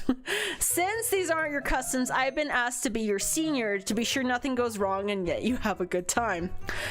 Oh, sending me apart from the class again.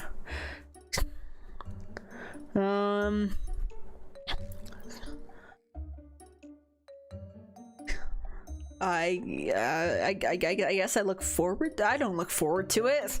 I don't like any of these answers.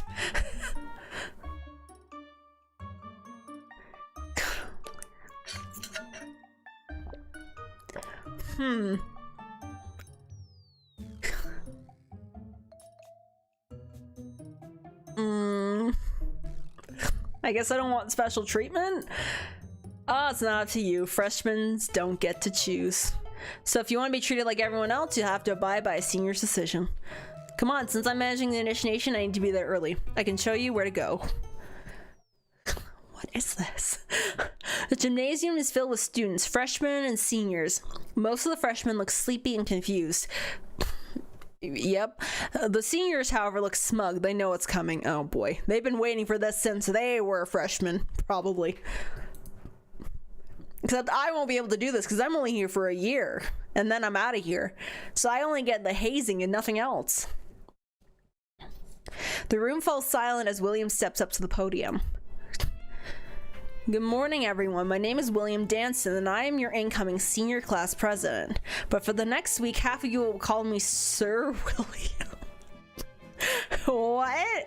Welcome to freshman initiation. Now the rest begin to realize what they're in for. I see Luke looking nervously at Donald, who just grins and waves him off like there's nothing to worry about. Before we start, I am required to give you some safety information. Nothing that happens this week should cause you or anyone else physical harm. If you are ordered to do something dangerous or that you know is wrong, please go to a teacher immediately. Now, all you freshmen, please line up. Oh, okay. One at a time, come up to on stage, announce your name and where you come from, and receive one of these initiation handbooks. As William requested, I help start the process by going up first to recite my fake name and background, then stand near the stage to watch the rest. This part I understand. Most of us are strangers, even if we've had a few classes together. I read through the list of class names, but I haven't had a chance to match them all the faces. The quiet girl from Snake Hall turns out to be Barbara Solmoro. And that's Jacob Blazing, who Grabner said was a prominent student because of his family. I'm surprised Grabner didn't warn me about this initiation business, if it's such a big deal. Maybe William's just trying to make it sound important because he's in charge of it all. While the seniors aren't doing the same introduction routine as the freshmen, the handbook William gave me appears to be a list of names in black and white pictures, so that should be helpful if I ever want to look someone up. Wait, there are pages of rules after all these photographs. We are required to memorize the full names of all seniors and address them as sir or lady? What? So that's what Sir William meant? And there's, oh god, there's more. Oh my god. We have to memorize a silly poem and recite it on command. We must never show our backs to us. What are these rules? What are these rules? We must never be taller than a senior. Wait, what are you supposed to do if there's like a senior that's shorter? You have to just like crawl on the ground? We must always respond to requests. What? Oh, the introductions are finished. I zoned out. I didn't catch anybody else's names. William's at the podium again. Now, as well as serving and honoring the entire senior class, each one of you will become the property of one particular senior. Your senior is your master, your best friend, your worst nightmare, and your only protection from the rest of us. I don't like this. I don't like this. Stand and wait, and we will choose. He hops down from the stage and immediately places a hand on my shoulder, claiming me. All right, now stand back and watch. The rest of the seniors stride out onto the floor, bold and loud and confident that their every word will be obeyed, while the freshmen cluster together like sardines among dolphins. You're taller than me, freshmen. Get down on the... Oh my gosh, they're actually getting on the ground. Don't turn away from me, freshmen. I see your... What? No threats are issued. Are you sure? Only commands, but the younger students obey without questioning, spitting this way and that, cringing and kneeling before their... Stories!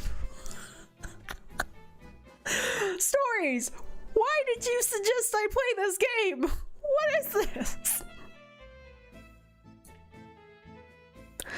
Most of them, anyway. What are you looking at, freshman? Barbara just does not care. I quickly flip through my handbook. The butterfly senior's name is Angela. Oh, this is Angela. Answer me when I speak to you, worm. And she's like, nah. That's what you are, isn't it? A fresh worm. Now get out on the ground and wriggle. Barbara's not taking any crap. She's not backing down. Is that senior going to hit her? I start to step towards the pair, but before I can leave William's side... Huh. I think I like you. Huh? She's like, what? I think you should be mine.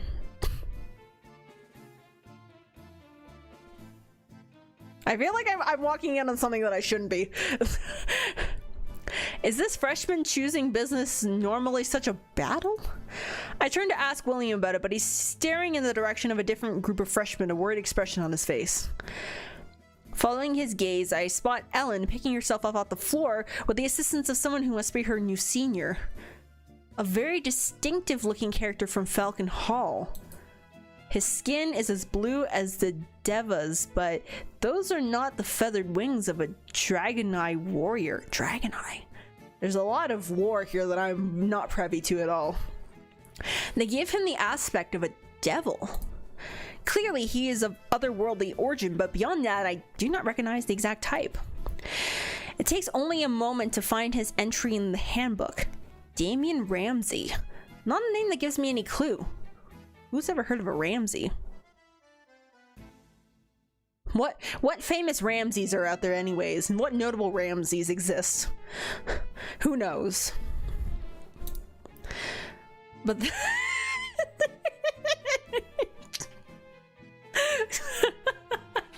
who's ever heard of the novels of Novas? Self-roast. Names only tell you as much as someone wants them to. Who's ever heard of a novels of Novas? That's such a good point. Shaking my head, I look back at William. Everything okay? I'm not sure. I've got to keep an eye on things in here for a while, make sure everyone's got a partner that needs one and so on. You should probably get on with your class schedule for the week. So what do I have to do for the next initiation? Read the handbook. Generally, if a senior gives you a command when I'm not around, do what they say and try to enjoy the experience. I don't know if I will. If you have problems, come and find me. If anyone gives you serious trouble, tell them I ordered you to. You're my freshman after all. My word outranks everyone else. And I will give you a personal assignment later in the week. But for right now, don't worry about it. Well then. Yeah, not a one famous Ramsey to ever exist. Nope, no sir. With that in mind, I head up to decide on my class schedule for the week. Wild. Okay. Okay, after that, I think I need to sleep. Like, that's too much for me. Oh my god.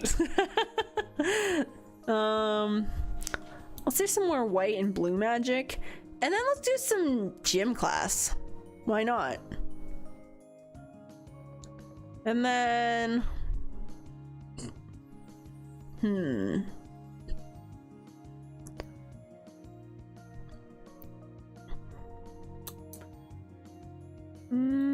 actually, what do I want to do for the last day?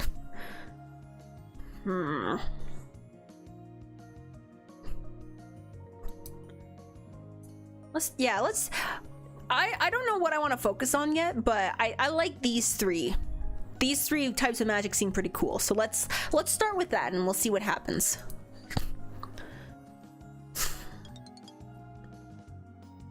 Ooh, I've lost 10 stress. I am no longer stressed. Excellent. In the hallway, I find Luke and his brother standing back to back as an amused senior watches them. Blaze Beshley, according to the handbook. In a black and white picture, she didn't stand out so much, but up close she has stone-colored skin and little horns that poke up like rabbit's ears. Now rotate. What? The twins shuffle around in a half circle, keeping their backs pressed against each other so that they are never visible. That is so cute. I can watch this all day. Hey, you know what I just realized? Me and the twins have opposite hair and eye colors.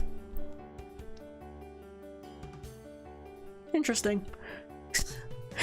Around they go again. With Logan to guide him, Luke manages not to trip over his own feet like he usually does. Good for you guys. At this point, she notices me standing there. Oh, another one. Tell me, what's my name, freshman? Lady Blaze. Right. She looks down at herself and laughs. Oops, I forgot. Never mind. I feel like I missed a joke somewhere. Was that supposed to be a trick question? I don't know. I also missed the joke. What? Boys, I'll pick you up later. Don't forget. She winks and departs. What was that about? That was our senior. What, both of yours?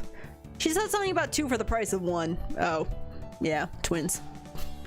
Oh, the Cheetos guy is back. Welcome, welcome. Thank you for joining.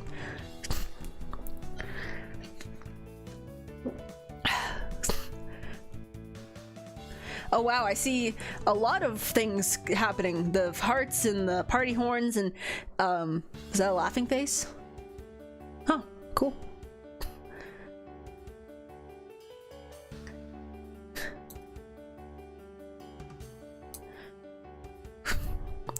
Except she looked different this morning. I suspect she enjoys disguising herself to confuse the freshmen. Do you know anything about people like that in novels? People who change the way they look? Well, anyone can put on glamour with enough blue magic. It wasn't an illusion. I did check. The change was real. Logan must be ahead of me in his blue magic studies if he can see through a spell. Ooh, I gotta catch up. Some kind of shape-shifting then? I don't recognize her stock at all. I've never seen one before. I assume she's related to a type of otherworld creature native to North America area, but I wouldn't know, and as wild seeds, they wouldn't either. Ask Donald, maybe? He might know. Is it rude to ask about what kind of person she is? I can't tell you what someone that I don't know will think is rude. You'd have to ask her. He'd never manage that. Shut up. Still, I think we've come out with the senior we've got. She seems interesting, at least. You're Donald's brother, right? Yeah, but I haven't really seen him since this started. I think he's pretty busy. At least he's not making me spin around in the hall. What do you think about this initiation business? It's a game, right? It's all fun. Oh, effects tabs like this show when the dialogue is being affected by the choices you made in the past. Oh, these choices shape your character's personality and experiences. Oh, interesting. It's a game, right? It's all for fun. Logan nods. I need to start practicing that poem or I'm never going to remember. Right, I should probably look over that handbook more carefully myself. I'll see you later. That was a lot. I leave my room early in the morning in the hopes of avoiding seniors, but... Oh, it's Angela. Good morning, freshman. Good morning, Lady Angela. And why is it a good morning? If you said it's good, then it's good. I wouldn't contradict a senior, Lady Angela. Right. She looks at me for a moment, then slowly lifts her arm and opens her hand, dropping a pencil on the floor. Pick that up for me, freshman. I will kneel down. I refuse to show my back to a senior. I'm learning the rules. I kneel carefully, keeping my back straight, and pick up the drop pencil and straighten up and hand it to her. What will it take to make her go away? Well, be on your way then. Oh, that was easy. Maybe if I get out of the hallways, this will be easier. I head out into the open, but... Oh, shoot. Of Novus. That's not... No, don't call my last name. Just by itself. No, it sounds stupid. Oh. That's quite the hairdo, sir. A senior from Toad Hall calls out to me. Go to the cafeteria, get coffee, tell them Big Steve sent you. Okay. At least it's not difficult to ask. Right now. Right now. Some people just can't handle mornings without coffee. I turn in the direction of the cafeteria, only then realizing that I'm showing my back to a senior. But he doesn't say anything. Apparently Big Steve cares about coffee more than he cares about throwing his weight around. Okay, fair. Very fair. I hurry to the cafeteria and pick up his regular coffee order. Good morning, Novels. Groan. I have to take Big Steve his coffee.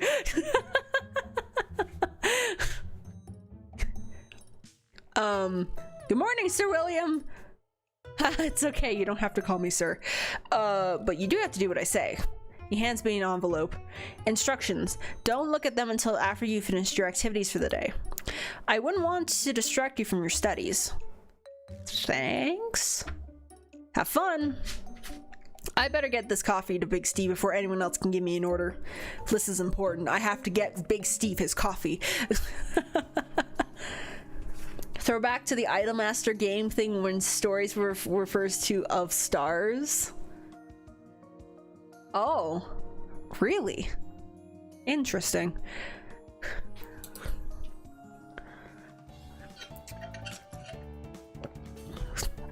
After my day's activities, I pull out the envelope William gave me this morning and open it. When I read the paper inside, I sigh. It's not just one instruction, it's a whole list of them. Oh shoot.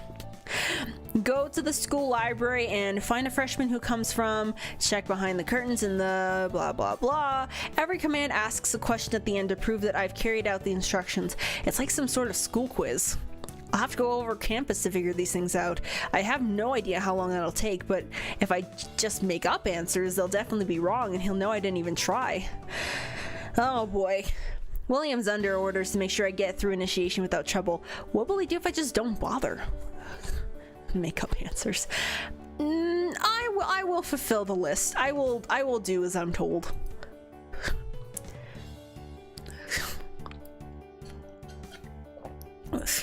Our West of Loathing, when she's called a fire. Oh, that's right. That's right. What's your full name again in West of Loathing?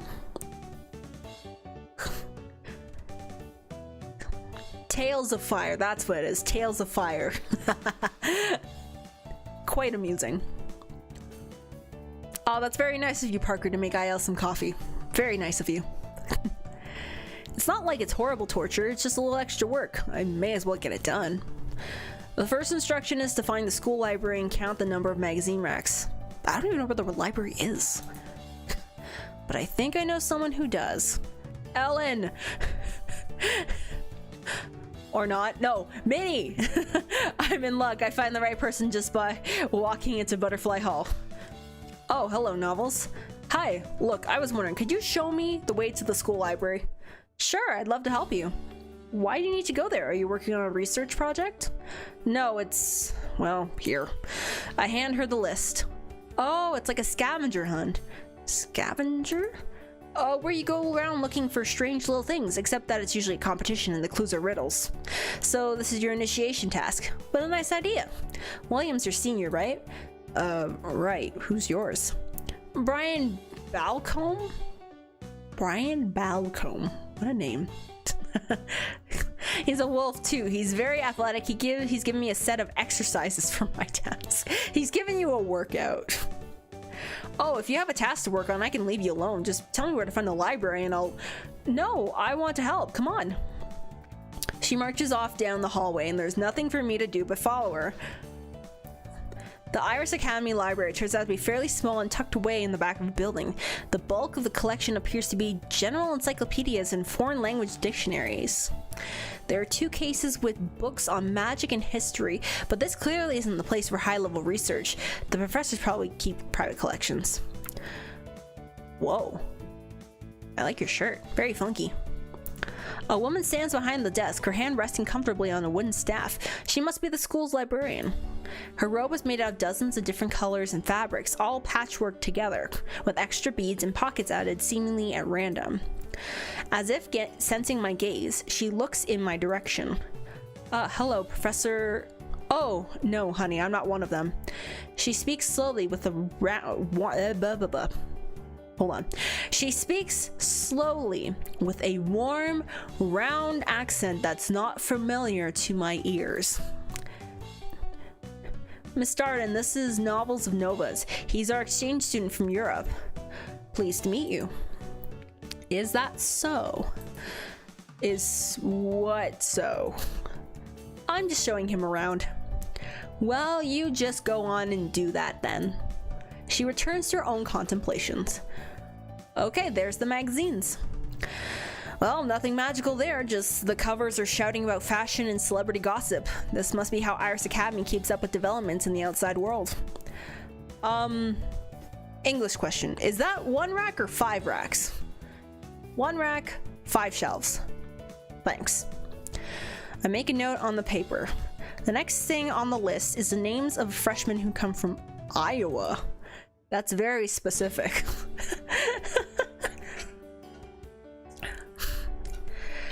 I guess I'll have to go door to door asking about that, but it means I won't need Minnie's help. Nancy Meyer in Snake Hall. Wait, she knows all this? Oh gosh. Oh, you know her? Not very well, but she's the only person who said she was from Iowa during the introductions on Monday. I was not listening. Wow, she remembers the entire list of introductions verbatim after only hearing it once? Well, I better be careful what I say to this girl. Yikes. Alright, next I have to look behind the curtains on the stage in the gym. To the gym. To the gym. By dinner time, I filled out my list and Minnie has dragged me all over campus in the process. I wonder if that's what William had in mind. Oh, to get me introduced to the campus. That makes sense. I may have learned a few things, but it's tired me out.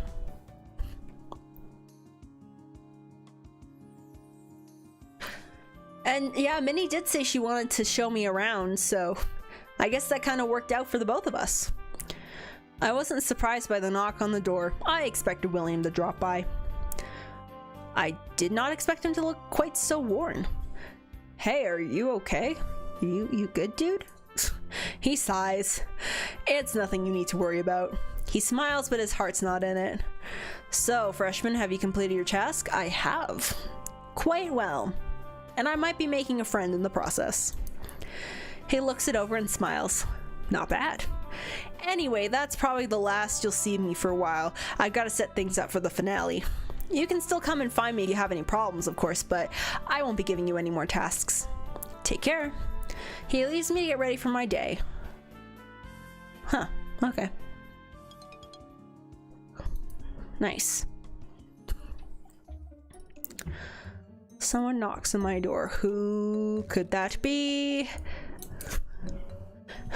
I can choose to just ignore it, but I would like to see who it is. Oh, it's Barbara. Hi. Were you looking for me? She hands me a folded piece of paper. The cursive handwriting takes me a moment to turn into words.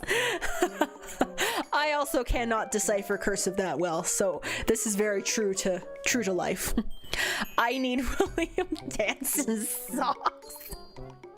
Why? I mean, I'm assuming it's a task, but why? What? She stares at me. William's socks? Is this for an initiation task? She nods, a quick jerk of emotion. So why are you asking me? I know she can talk. For some reason, she just doesn't want to. I guess because I'm William's freshman, you thought I could help? She looks at me, expectant and silent. William's socks? I wouldn't know how to break into his room and steal them even if I wanted to. I'd have to go and ask for them. Offer your own socks. Why is Angela asking for William's socks? That is so creepy.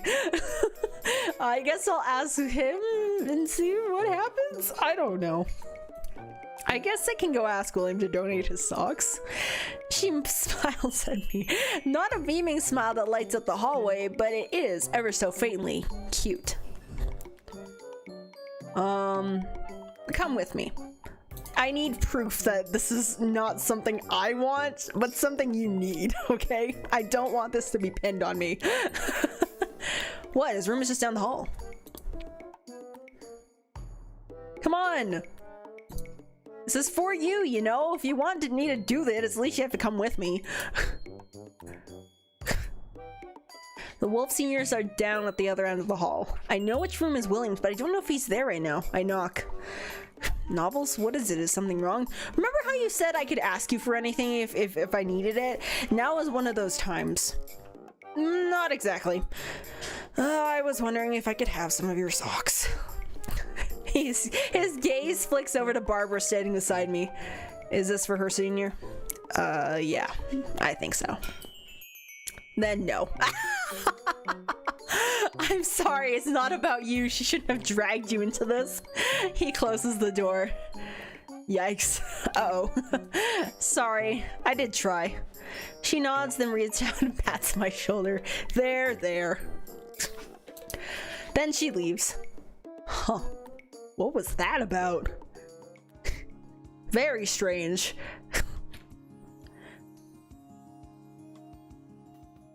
I'm not sure what to expect when I show up for my first gym class.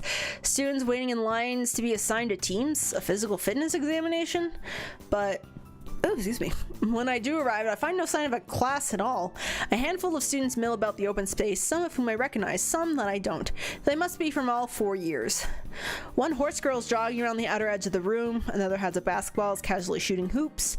There's a plastic crate near the door containing large red rubber balls. I suppose they're free for anyone to use. I pick up a ball and bounce against the floor to get a feel for it. It rebounds more strongly than I expected. Nothing magical about that, just design. What should I do with my time? Well, hello there. Oh. Who are you? You look very cool. An adult woman wearing a feather cape calls out to me as she enters the gym. You must be our visitor from Europe. Yes, I am. Unfortunately. She extends a hand for me to shake. Her fingers are clawed. That's right. I'm Novels of Novas. You're, lechuza? A stock of owl witches, most commonly found in Mexico or the southwestern states. At night, they can shapeshift into the form of birds. By custom, male lechuza are also referred to as owl witches rather than wizards. Oh. Huh. Very cool. You did your homework. I'm Professor Van Brun. Intermediate green and red when I'm not in the gym. Of Novas, you say. You look a bit like... I try not to tense up. Unlike Potsdam and Grabner, this woman shouldn't know who I really am. Oh, it's nothing. You just remind me of someone. I meet a lot of people. I was with a band, you know. Oh my gosh, a band. A band of what? She smacks me on the arm in a companionable manner. Welcome to Iris Academy. Help yourself to the equipment. There's more in the office outside. If you need whiffles or hoops or ropes, just put them back when you're done. What's a whiffle? She flaps a hand in the air. Wiffle bats, wiffle balls, they're hollow. I don't know what they're for. That sounds odd, as if she's the gym teacher. Maybe she's new. Well, if anyone gets injured and can't heal themselves, check the office. There's a bell to call me if I'm not around. So what do you like? Do what you like. Exercise, get fit, have fun. You don't lead the classes or train people? She looks athletic. Is that how they do it in your country? Well, we like being independent here. You can look after yourself. It builds character. Go on, get out there and play with the other kids. Well, I guess I'm on my own. Exercising. Succeeded in exercise. Woohoo.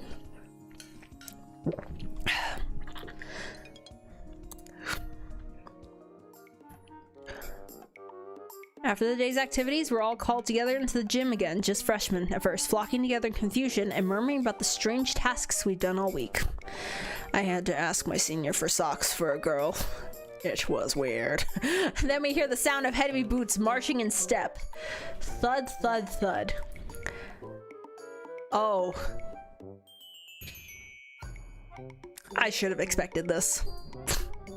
After a few minutes, we're all lying flat on our backs on the floor. Ouch. Wow, the ideal gym class. You can do whatever you want. That would be quite fun. That would be quite fun. Just kind of do what you feel you need to do for gym and exercise. As long as you have like a basic idea of like what you can do and you're like taught certain things, I think that's a pretty good idea. And that's when William takes the stage, my senior. Okay, William's taking the stage. I'm gonna sit down. I've tried to stand up like Stories has, and I'm getting tired, so I want to sit down. This will take a little bit. Why did she get a crank standing desk? Is beyond me. I mean, there are motorized ones, but they're a lot more expensive. So I can see why she didn't get one of those. But a crank? Really?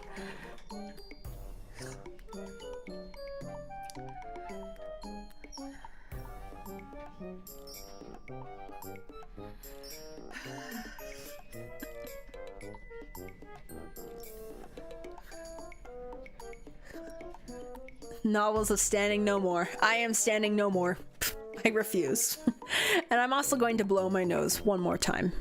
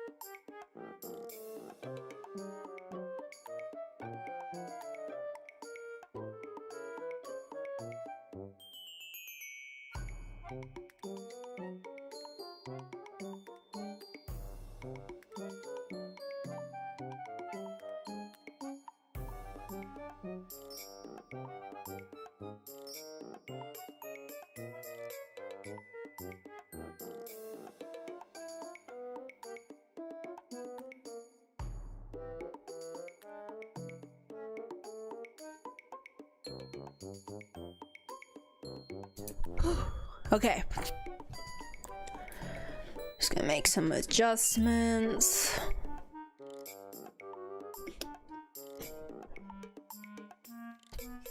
Okay. Welcome, freshmen. It's time for the final phase of your initiation. Oh. Karina will be passing out the blindfolds.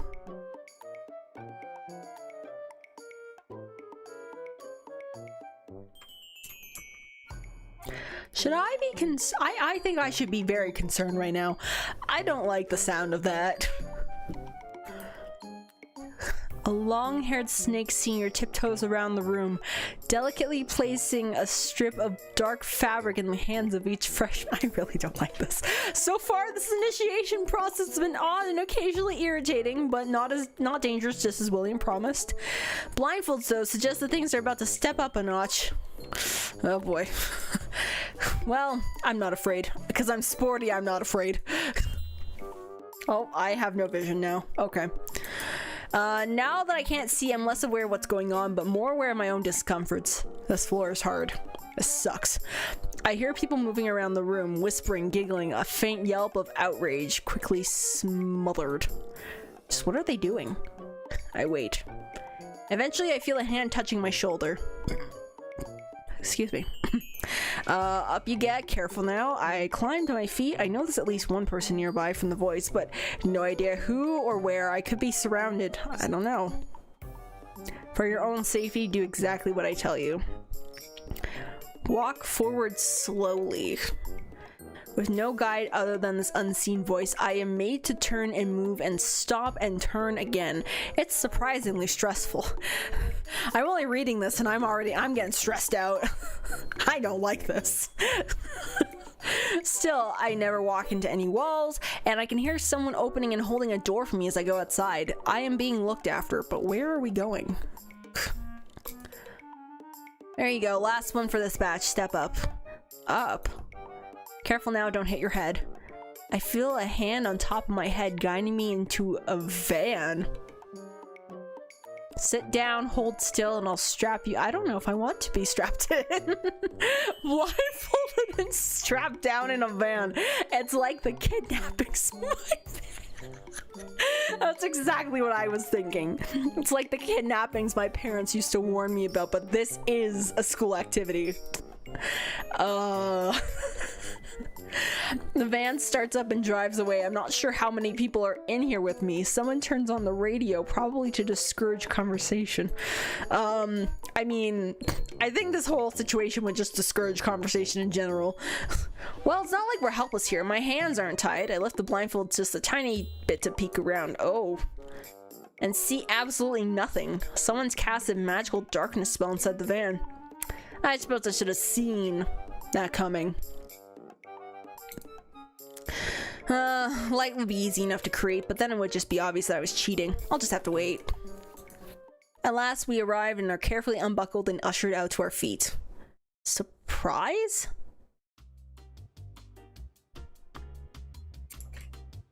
Huh? Where are we? A lake. Well, they call it a pond officially. Laughing pond, but it just means it's not as big as some lakes get. The important thing is you completed your initiation, so now it's time for the party. Oh, a party. We got kidnapped to go to a party. Huh. Method to get here was very strange, but you know what? This could have been so much worse of an outcome, so I'm not gonna, yeah. I will just accept it for what it is. Groups of students lounging around by the lakeside, seniors and freshmen mingling freely. Long tables are stocked with steaming metal buffet dishes. There's barbecue and cookies, equipment for games. You can even swim if you like. Ooh, actually, I actually have some cookies. Stories ended up getting a dozen. I think she's told you about this story. The dozen cookies from Subway for like $2. We still have a couple of them left. I think I will partake in one, actually. Not as fresh as they were when she got them, but they're still pretty good. Kidnapping, more like surprise adoption.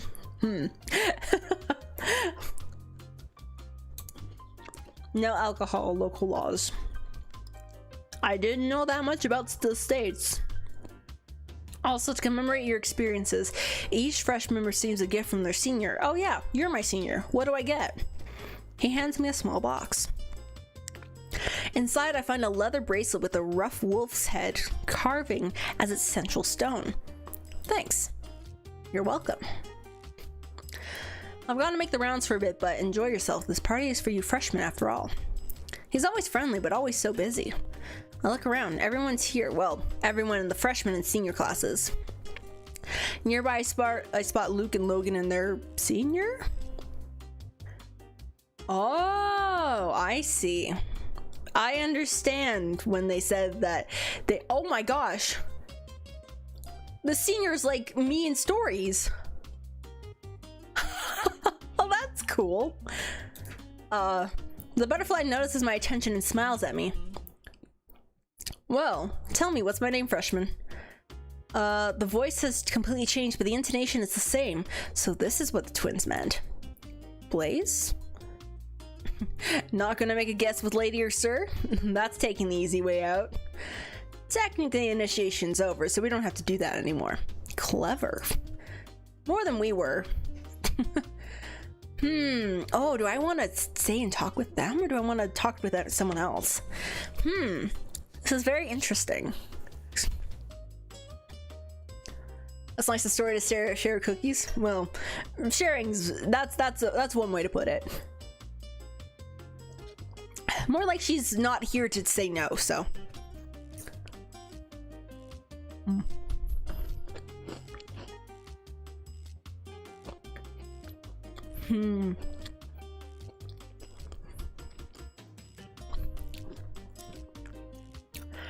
Oh, I guess that's why Blaze was laughing at me when I said lady, because they had some sort of, you know, feminine female appearance. Obviously now that is not the case. But yeah. I did not realize I was I was conversing with someone quite similar to me. Very cool, very cool.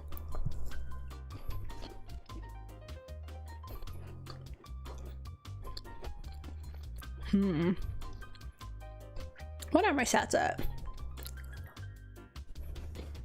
I have no merits. No merits to my name, but not bad. Not bad.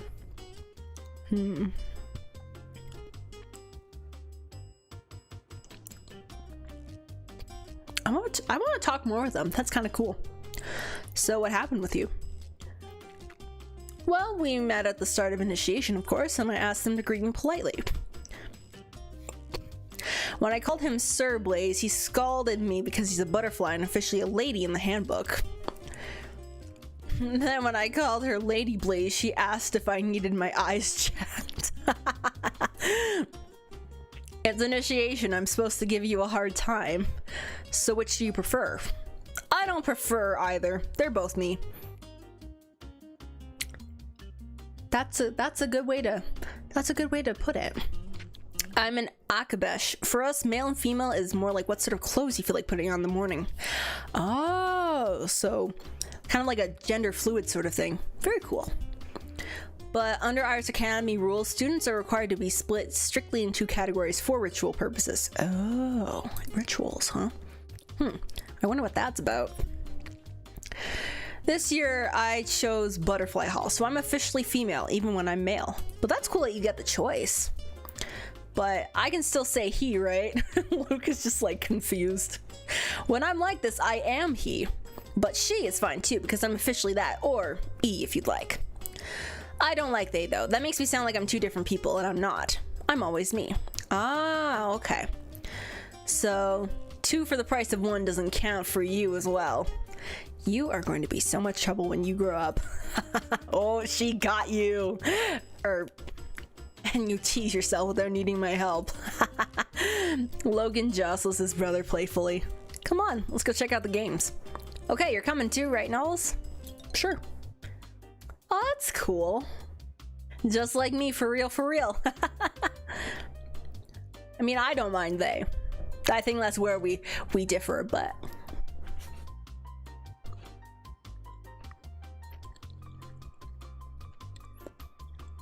I spend the afternoon relaxing by the lakeside.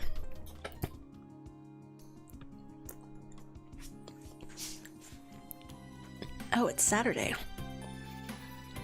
On Saturday morning, someone knocks on my door. Probably William, coming to see what I thought of initiation.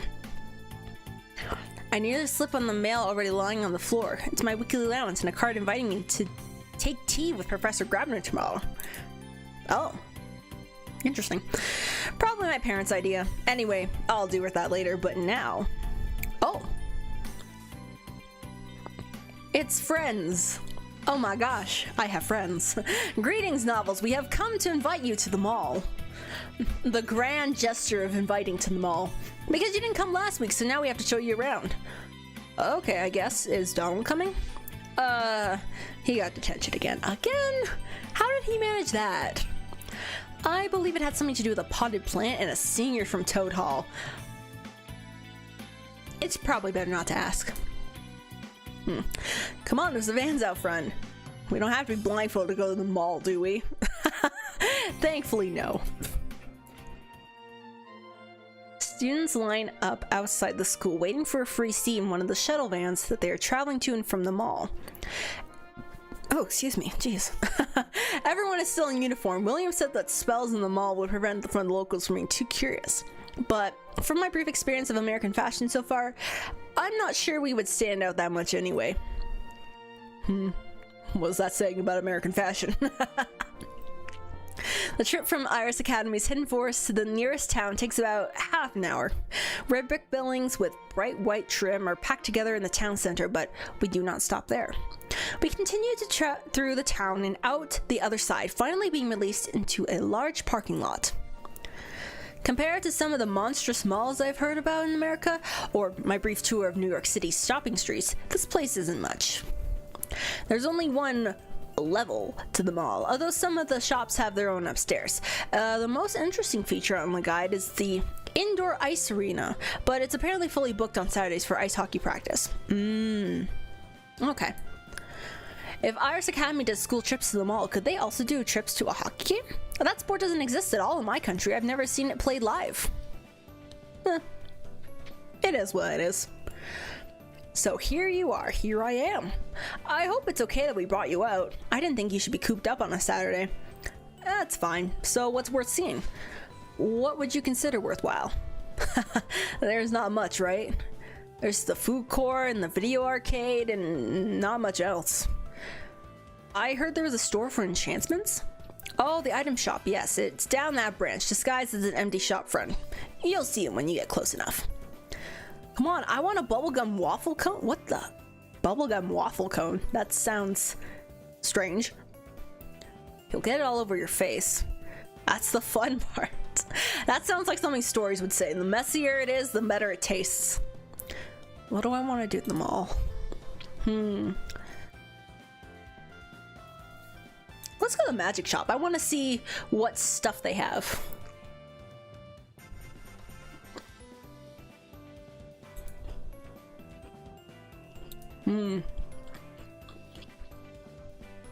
Marvelous magical accoutrements?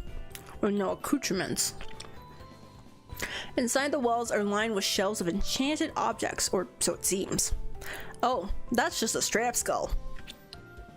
Who died? Huh.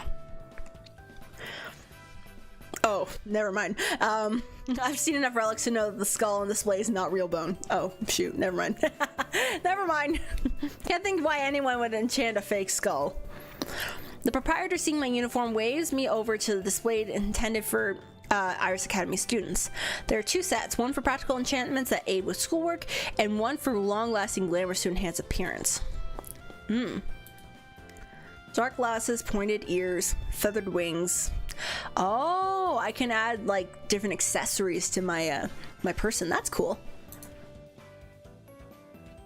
Normal one, fancy one, black charm, white charm. Oh, so these help with like spells, like specific spells, and I guess these kind of enhance magic in general. And these, I don't know what the glasses do. What would glasses do? Oh, enhances eyesight and ability to focus. Do I need glasses? What's my prescription?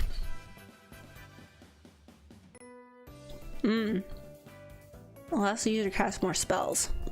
Cool. $50. Oh geez, I have 15.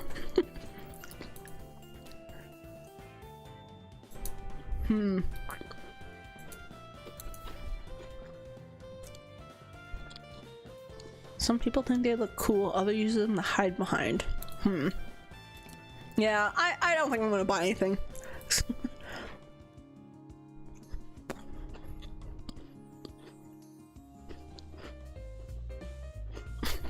This game allows sports in America. It really does. I wasn't expecting this much sports in America talk.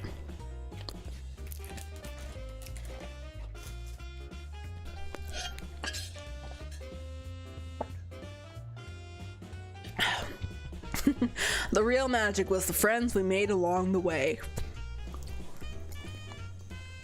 Hieronymus Grabner has invited me to tea in his rooms. Multiple rooms. It's hard to decide how to think about him, how to address him. When he came up in conversation, which wasn't often, my parents always used his full name, not just any Grabner, that Grabner. Using his first name at all would be too familiar here. I'm not sure that most students even know what it is, but Professor feels wrong to me as well. That isn't his whole identity, and it's certainly not why I'm visiting him now.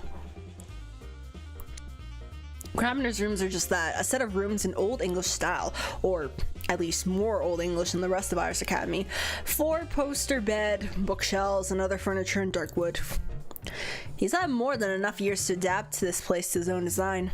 I wasn't sure if he was serious about the tea, but he has a tray set out with a silver teapot, scones, and thick pastry cubes that, excuse me, must be miniature beef Wellingtons. Do I know what a beef Wellington is? Hold on. Let me search this up. Oh, I do apologize. my digestive system seems to be acting up.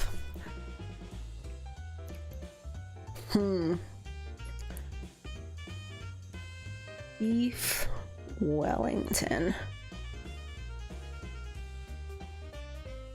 Oh, it's like a round of beef inside a pastry. Ooh, that actually looks kind of good.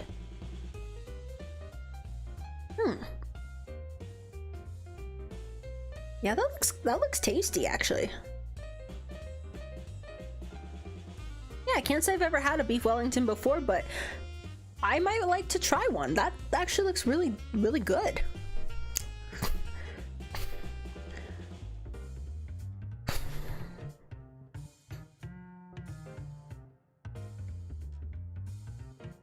All right, interesting. At home, any gathering would be beginning and ending with coffee, but my family training has included at least some familiarity with the British afternoon tea. Unsurprisingly, he is buried in a book when I make my entrance. Sup? Ah, there you are. I have the feeling he isn't sure how to address me either. You. Me. Us. Neither of us wants to get into the habit of using names that would be hard to explain. So, how are your studies progressing? Shouldn't he have a good sense of that already as a professor? But I suppose he needs my viewpoint, and maybe this is his version of small talk. No, I mean, what are my stats right now? I mean, I've got points in all magics, I guess. I mean, as far as like, I've only been at this for like 2 weeks, so I think I'm doing pretty good. Everything's going great so far. He was not impressed by that answer. Shoot. It's quite an effort meal. I've made it before. I found it a lot of work. Oh, okay. You have to use string to make it. I guess that would kind of keep everything together. That makes sense. Well, this week you have experienced the hallowed Iris Academy tradition of freshman initiation. What did you think of it? It's manipulative. It was, I mean, I feel like I didn't do much, if I'm being perfectly honest. I mean, there was like the campus scavenger hunt, but other than that, like, I guess it was fun. I think we had a pretty good time overall. Lots of silly things happened, which makes memories. And no one's going to object to the party and gifts. So you consider this to be a worthwhile practice? Sure, why not? Perhaps you should say as much to your parents when you contact them. I thought you were contacting them. Do you think they wouldn't trust their only son's welfare entirely to me without verification? Use whatever channels seem appropriate. Write to them if you must. They expect to hear from you. Do they? Considering that this man probably hasn't spoken to his own family in 10 years? 10 years. Wow. But he's right. I should send a message home. After I finish my tea. Interesting.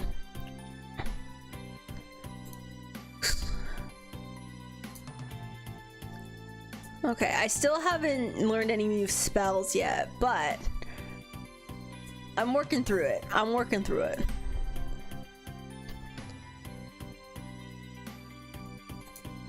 Interesting.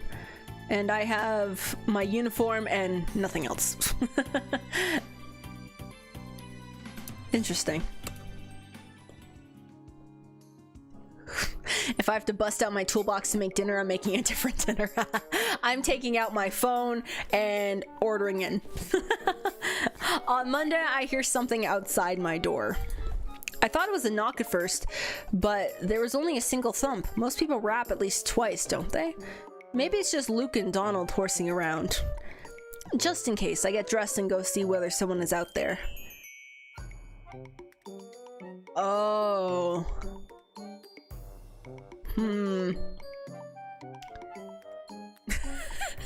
Again, I feel like I walked in on something I shouldn't have.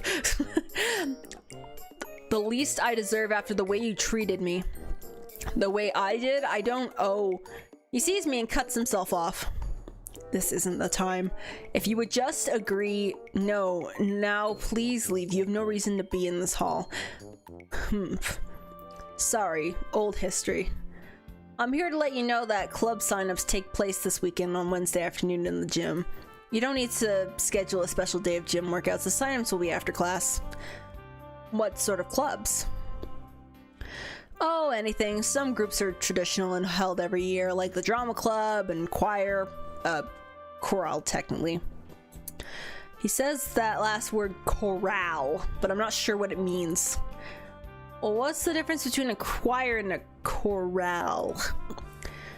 I think a choir only sings religious music. I'm not sure. I'm not very musical or very religious. That's fair. Neither am I. But students can also create their own clubs around any hobby or interest they like, even a do-nothing club. If you can register enough members, you get official school recognition and the right to access extra equipment. What equipment would you need for a do-nothing club? Deliveroo and Uber Eats for the win. I don't know if we have Deliveroo here. I know we have Uber Eats.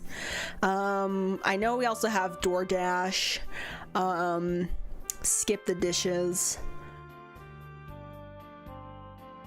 But yeah, those are the only three I'm aware of. I'm not sure we have any others. I know V's planning to do something with sports. You could make your own fan club to talk about your life back home. Definitely not. Absolutely not. Attracting that kind of attention would make it impossible to keep my secret, which rules out the drama club as well. Think about it and let me know if you need any help with sign-up forms or posters. I think I'd rather just see what clubs other people are running. I'm here to experience the local culture after all. Right, well, then I gotta get going. He disappears before I can ask he disappeared before I could ask what the tea was, what the drama was. I used that word, right? Tea? Drama? What the deal is? Well, what classes should I take this week? Let's see. I think sleeping at the beginning of the week is always, it seems to be working for me.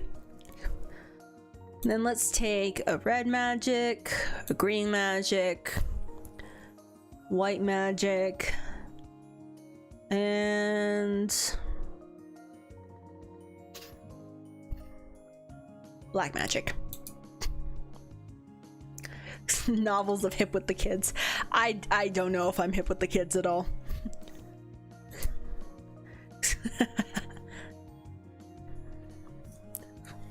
How do you do, my fellow children? Is that the is that the reference that I see on the internet sometimes?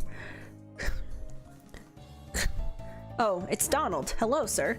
Hello. Hey, Novels. Question for you. Can you sing? Can I? I feel like this is a loaded question.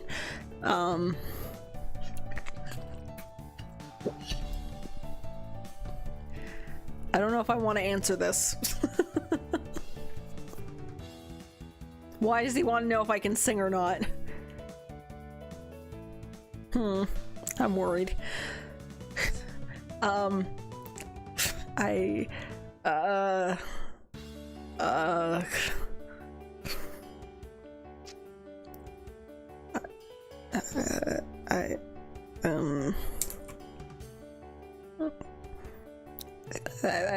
think I'm okay. I knew he was gonna ask me that. Great, want to sign up for chorale at the activities thing tomorrow? I'm not really a joiner. You don't want your life to be nothing but classes and sleep, do you? Yeah, that's fine with me. Is that really so bad? I'd die of boredom. Coming from a guy who gets himself into detention on purpose. I'll think about it, I guess. I'd rather look over all my options before making any decisions. Yeah, that's fair. Luke can't carry a tune, so Logan can't either. But his roommate and I are planning a demonstration. Does that mean you've already joined ahead of signups? Well, no, but I knew the chorale existed, you know? I heard about the concerts from my brother, so I already planned to join. I guess he really likes music.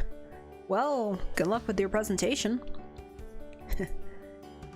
He waves and goes on his way. Oh, jeez. Actually, yes, I do want classes and sleep just fine. Exactly. That's not so bad. The gym is... Oh, save the dragons. What's happening with the dragons in this universe? Are we... Why the dragons need to be saved? What's happening? The gym is filled with booths and tables manned by eager students advertising their clubs.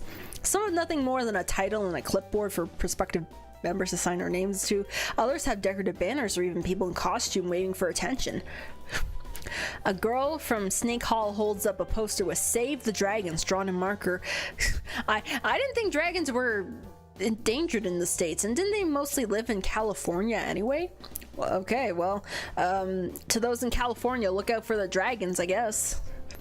Her hallmate Raven is standing in the line for the drama club, no surprise there. Balthasar Brundrick, the Toad Senior, has a little table covered with dried mushrooms. Ugh, I don't like mushrooms. Across the room, I see Virginia pulling her roommate towards a table with a sports club sign on it. I'm not sure what else I should be looking at. Oh, novels. Oh, it's Minnie. Hearing my name, I turn to see Minnie Cochran waving at me. Hi, I want to let you know I'm inviting all the freshmen to take part in Saturday study sessions in the library. That's a club? It's not a club exactly, but it is an activity, and you're not required to come every Saturday, even if you sign up. I'm promising that I'll be available on Saturdays to help my fellow students with their schoolwork.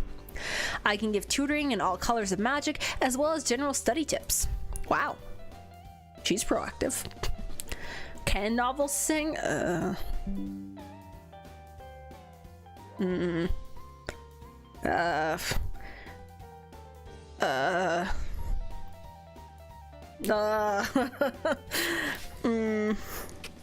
know if I want to answer that. You don't have to sign up. I'll help anyone who attends, even if they're not an official member. But if people join, well, if it's an official club, then I might be able to organize extra merit projects too.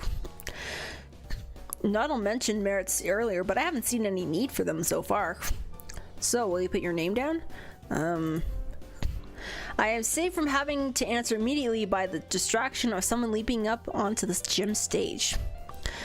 Ah, it's Donald. Donald grins at the room, pounds his fist on his chest a few times, and takes a deep breath.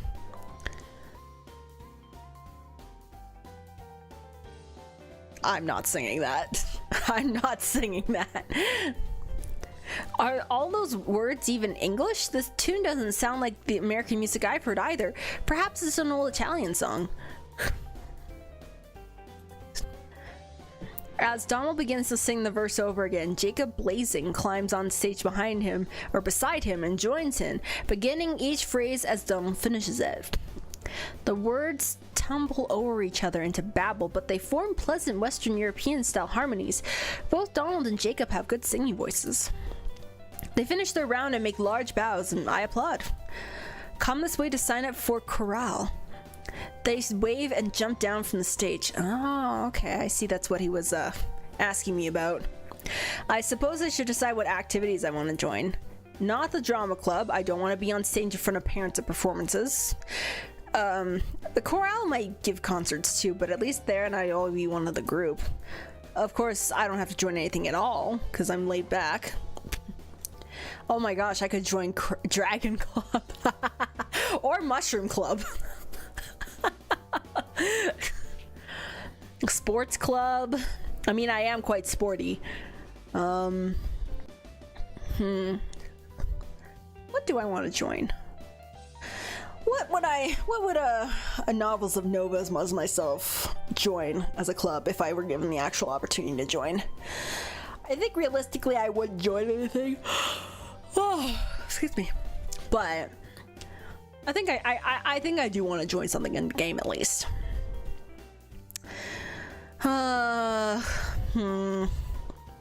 Dragon Club seems pretty cool. Dragon Club, save the dragons, save the Californian dragons.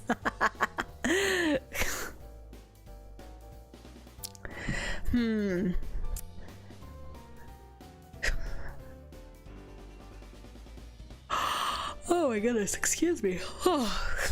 How long have I been going on for? Oh my gosh, I've been going for almost 3 hours? Whoa. Wow, I'm kind of impressed with myself. Okay. Maybe I'll finish up around the 3-hour mark. I am getting a bit tired, as you can probably hear. So maybe I'll finish up this week and then I'll sign off.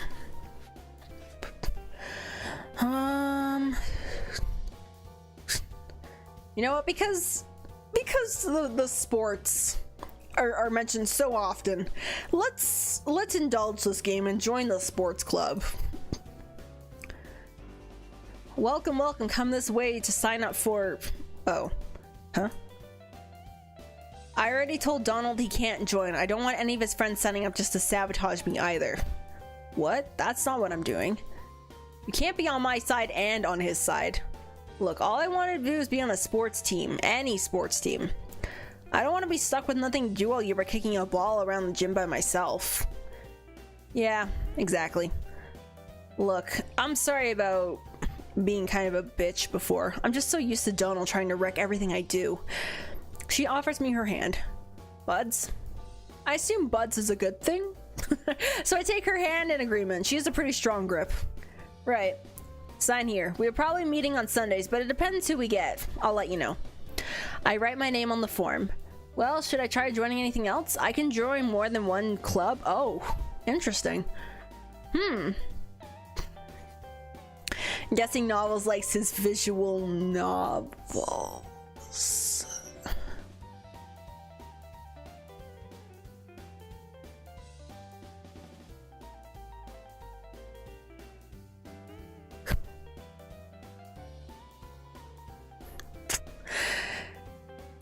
Oh man.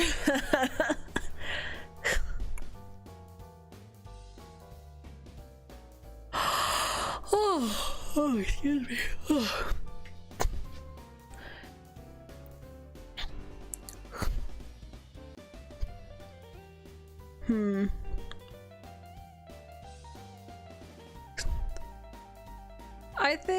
I think I'll just join the one club. I think I'll just go back to my room. That sounds like a good idea.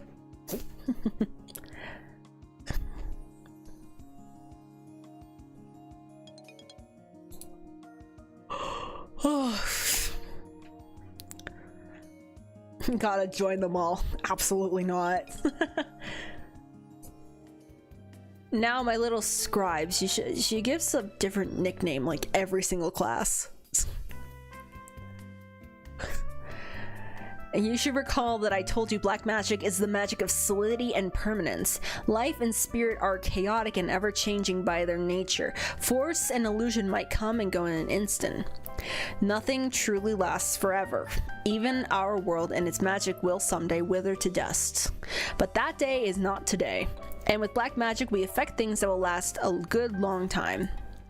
Within an object, you can leave an enduring mark upon the world, a message for the future. You may also find it useful to mark your way through a labyrinth, if you can trust the walls not to move. Oh, a new spell, inscription. Cool. Hey, Novels. Oh, it's Virginia. Hi. We got the word this morning. Sports club is go. Is go? Go, you know, go? She put her hands together and makes a whooshing motion like a superhero taking off. Shouldn't that be sports club is going? No, it means, it's a slang thing. It means ready to go. Oh. Anyway, so we got a bunch of people, mostly wolves and horses, and we got permission to use the gym and request stuff. So I need everyone who joined up to make a list of what sports they most want to play so I can do schedule. Write something down and get it to me by Monday, alright? See ya. She bounds away down the hall, no doubt looking for the next person to notify. I guess it'll be a while before we have an actual meeting. I see, I see.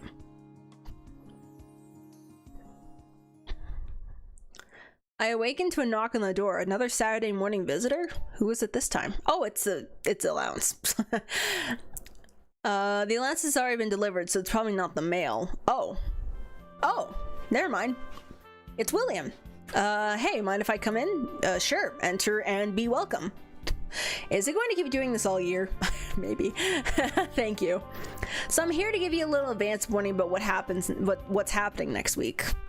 Friday will be the first official examination of your spells and your problem-solving skills. Oh. I wonder. Maybe I kind of want to do that. That sounds fun. Maybe I'll go for a little bit longer. Maybe I'll go for like at least the end of next week. That sounds fun. I can't tell you exactly what to expect, but the gist of it is that you will be placed in a dungeon and have to find your way out.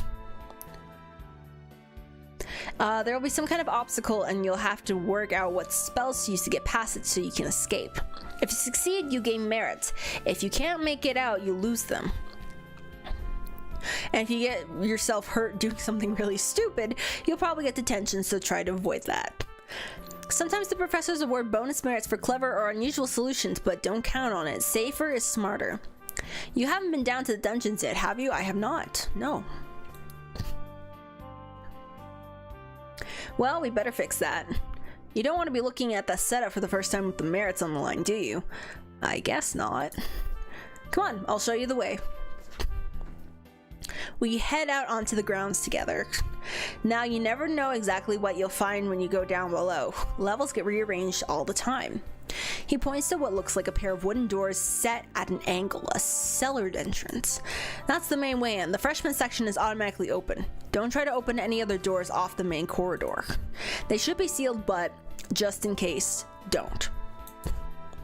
I'm curious what sort of challenges the upperclassmen face, but this does not sound like a good time to find out. What you want to do is walk around a little, get a feel for what the dungeon looks like and how to target your spells. Try a few different castings and see how your energy holds up. That will help you plan your classes for next week. You might want to pick up more spells, or you might want to build up your health and your mana. Remember, there's many ways to solve every problem. Play to your strengths. You sound like a professor. Yeah, well... Huh? What was that? I'm sure you'll do fine, right? Don't let me down. He claps me on the shoulders. Go on, have a look around. I'll see you later. This guy is so dumb. Some of the slang's pretty common or easy now. Yeah, I feel like this guy is like not only like from a foreign country, but he's also just so high up the food chain. Like, he doesn't understand, quote unquote, normal people speak. With that, he leaves. Whoa. The underground space is quiet and cool. I only see one door up ahead, so that must be the way. Oh, as I'm thinking that, Barbara makes her way up the dungeon staircase. Hi, Barbara. She looks at me curiously. Hi. She shrugs at me. So, you've been in the dungeons? Right, I guess that was a stupid question. What's it like down there? Empty, mostly. She hurries past me and away before I can react to her speaking. Well, I guess I'd better go in. As I step onto the staircase, my ears begin to tingle. Oh, why? Suddenly inside my head, I hear a familiar voice. Oh. It's Ghost Professor Potsdam. Poltergeist Professor Potsdam. Welcome, freshmen. Please pay attention to the safety instructions before you make use of the dungeons. There must be a magical message set up to play whenever someone enters for the first time. There are no hostile creatures in your practice area, only a harmless plant that you can use for target practice. Don't feel bad about smashing it, I have many seedlings. However, it is possible for you to injure yourself by casting spells unwisely. Please consider the consequences and be careful. When will you learn that your actions have consequences? The messages don't include what the consequences are. Also, there are no hidden treasures in the practice area. Experience is its own reward. Aw. That's disappointing. So whenever you've experienced enough, you can walk back up the stairs and exit. Have fun. The message fades away. Oh. Okay. You can move around the dungeon with the arrow keys or by clicking the arrows on the sidebar. Oh. Cool. Okay, so I'm heading eastward. The plant waves its branches. That looks less like a plant and more like just like a straight up dummy.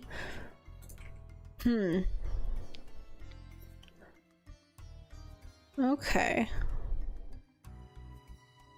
So I have my 6 spells here. Actions have consequences? I know, shocking.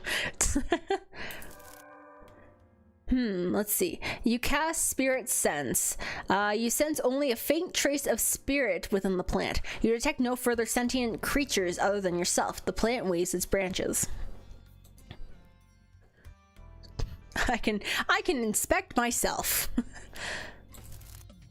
You cast Inspection on the training dummy. Inspection only works on inanimate objects. Oh, so it's alive. Well, yeah, I guess it's a plant. That makes sense. Let's diagnose something. You cast Diagnosis on the training dumpy. The dumpy? The training dummy. The training dummy has 15 out of 15 health and 5 out of 5 magic remaining. It has no other health conditions. Okay. Ooh, can I write something on it? Oh my gosh. I can write something on it.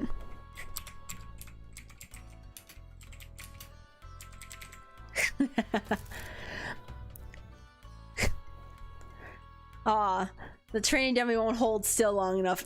Aw, man, that sucks. The breeze is blowing west. Interesting. Cast light behind, no, left, right, ahead. Interesting. Can I go forward? I can. Oh. You hear something behind you. Oh. Is it the same plant? Oh wait, I'm going the wrong way.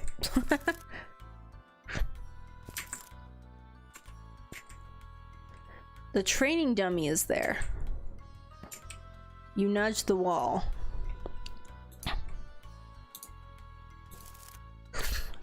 You cast inspection. The worked stone gives way to solid rock.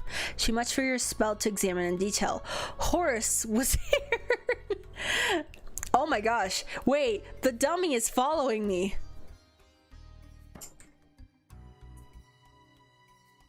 That's creepy.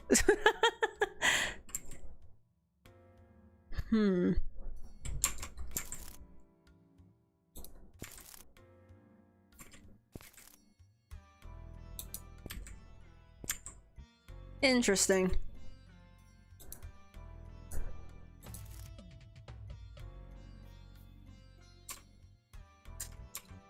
Oh, okay, so I see if there's like nothing like where I can go through. It's just like a black square there. That's cool.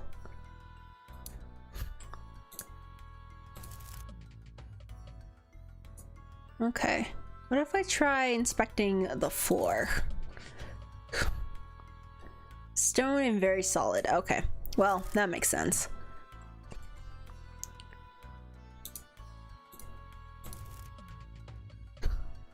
Okay. It seems like all the walls are pretty solid.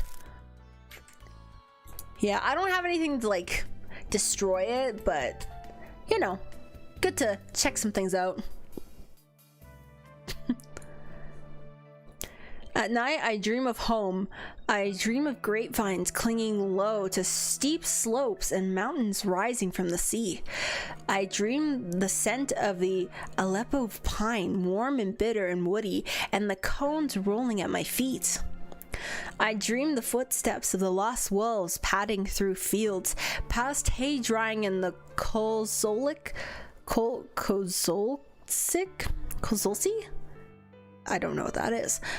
Up and up into a village, disappearing in smoke at an arched front door. I hear the purring song of the dove like a messenger outside my window. What kind of dream is this? A messenger. In the morning when I wake, the dream still lingers in my mind. I cast a quick spirit sense spell, but there's no sign of anything hanging around. The messenger, if there was one, is gone. The message, however. From one of the drawers beneath the bookshelf, I withdraw a box of copper filigree, a deceptively strong container of metal lacework. I set the box on my desk and open it. There's nothing inside. I press my fingertip against the interior surface and trace out a spiral pattern, then close the box. There's a faint pulse of magic. I open the box again, and now it contains a letter. What letter is it? G? Dear son. Oh. Of course it's from my parents. Who else would use this method? Who else could? Oh, I see. We have not been completely out of touch. I know Grabner speaks with them, and this is certainly not the first time we've been apart. Still, it is nice to hold a message that they sent themselves. They comment on my magical progress so far, asking about the friends and contacts I've made, the usual sort of things. And because this is a formal letter, they close a reminder to always uphold the honor of our house in our line. Even in this wild and distant land, I can never truly forget that I am a prince?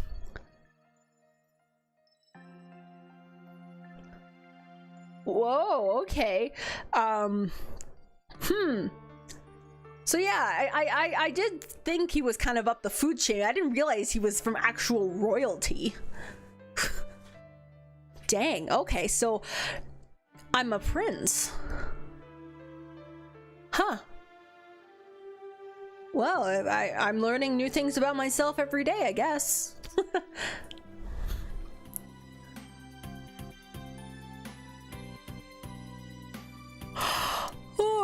Oh, excuse me. On my way out of my room in the morning, I run into Donald and Luke. It's the first exam, man, and you're a wild seed. No one expects you to set records. Yeah, but look, if you fail, you get some demerits. Big deal, we know how to get rid of those. Luke doesn't look reassured. Talking about this week's test? How are we supposed to pass a test if we don't know how it works or what it's about or anything? Do we have to cast our spells in front of the whole class with everyone watching to see us screw up? The anxiety with Luke is real, and I understand. I understand. You are a prince. You are Prince Charming. Come on, I've seen you cast in class just fine. Sometimes. If I knew exactly what we had to do, I could practice. Sorry, man. All I know is that it's about casting spells somehow. William said telling us anything more wouldn't be fair. But William did tell me more than that. So, you know, I figured thinking on our feet must be part of the point, right? Oh. What more information was I given? But you know what? I'm gonna keep this quiet.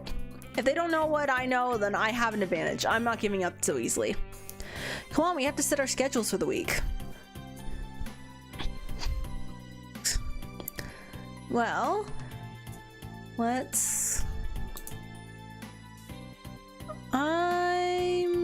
yeah, let's do that, because I need to get some more red magic, I think. Maybe, yeah, because I've already gotten a second spell in black magic, so that's why he didn't know slang, because he's a prince. He's still an idiot.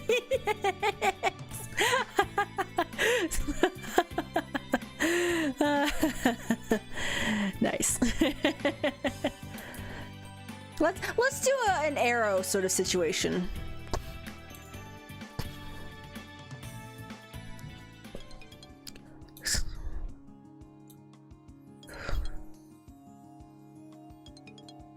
Nice. Your life force, your energy is always within you and always surrounding you. You are a unique spark, and wherever you go, you leave tiny traces of that energy in the world that you have touched.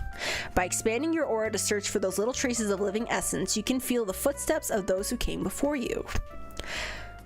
Oh, excuse me. Now, each of you stand up. Go and stand in the back of the room. Stretch out, mingle a bit. After she's had us out of our chairs for a bit, she sent us back to our seats, but not the same seats we were sitting in before. Sense the life of the chair. Like that movie where the dude became a chair. The tiny traces your classmates have left behind. Oh dear, I shouldn't have said don't sit down. The spell will only detect the last living creature to be in an area. If you cast in a cave after you've explored every nook and cranny, you may only detect yourself. Oh, track scent. Allow the caster to track the most recent creature to pass through an area. Interesting.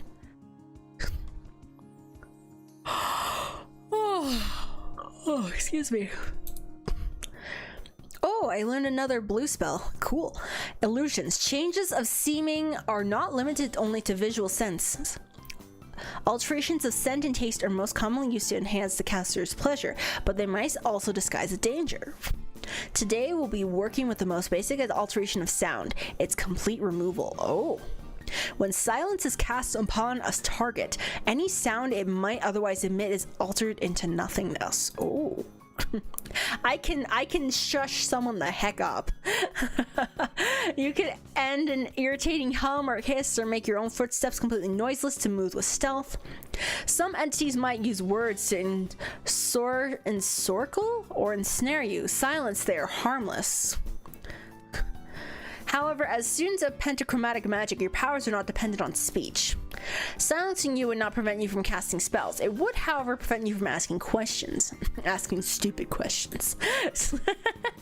The way he complains, I am sometimes surprised he doesn't silence all his students. A single target is rendered noiseless for the next 9 turns. Oh. Cool. I will be holding an extra review session after class for students wishing to prepare for tomorrow's exam. It is up to you whether or not you choose to attend. It's a review session, so he shouldn't be teaching anything new, but there might be clues about the exam. Should I go?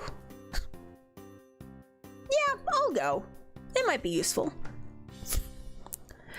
Nervous freshmen are crammed in cheek to cheek, whispering vague guesses about how tomorrow's exam process will work. From what I can hear, most don't even suspect the dungeons will be involved. Oh, that's what I was told. Okay, I understand. I'm far ahead in terms of planning. I probably shouldn't even be here. I'm taking up space and there's not much to go around. But before I can manage to squeeze out, Grabner makes his appearance.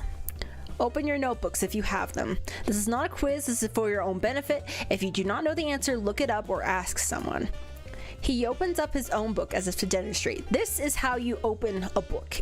In case you people haven't done this in the last 4 weeks, this is how you do it. If you have paid any attention to your schoolwork up to this point, he has a high opinion of his students, doesn't he? You should have a basic conceptual understanding of the pentachromatic system and its divisions, including a broad range of uses for magic and the scope represented by each of the colored categories. Mr. Arias, a head snaps up. Oh, it's a cat boy. Yes, sir. It's a kid from Toad Hall, probably some kind of, werewolf from the ears and the tail. If I wish to cast a spell to make a beast's fur fall out, what color magic would I use? Green, sir? I should hope that you would know that much without needing to ask for my approval. Miss Middleton, what color of magic would you use to transform a lump of coal into diamond? Black? Well, it seems like there should be multiple approaches. Choose one. Red, sir? And how do you tend to accomplish this change by the application of force? Well, diamond and coal are both made from carbon, and scientists can synthesize diamonds in laboratories. So if you apply sufficient heat and pressure, that's enough. Huh? Miss Middleton, your method may not be impossible, but is dangerously impractical. Attempting to summon that level of energy would melt the flesh from your bones. Oh, that's scary. Oh, can Americans really turn coal into diamonds without magic? Before I can think too long about that one, he has turned his gaze upon me. Hi, Mr. Ovenov.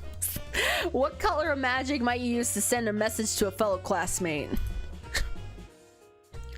I can feel people looking at me. Am I expected to show off or to play dumb? What color should I pick? White? Explain. I could ask a spirit to deliver a message for me. An interesting idea, if perhaps a dangerous one. He continues in this vein, putting individual students on the spot to answer questions about the applications of each color of magic. Suddenly his voice cuts off in the middle of a sentence. Mr. Danson. Oh, what's up, Donald?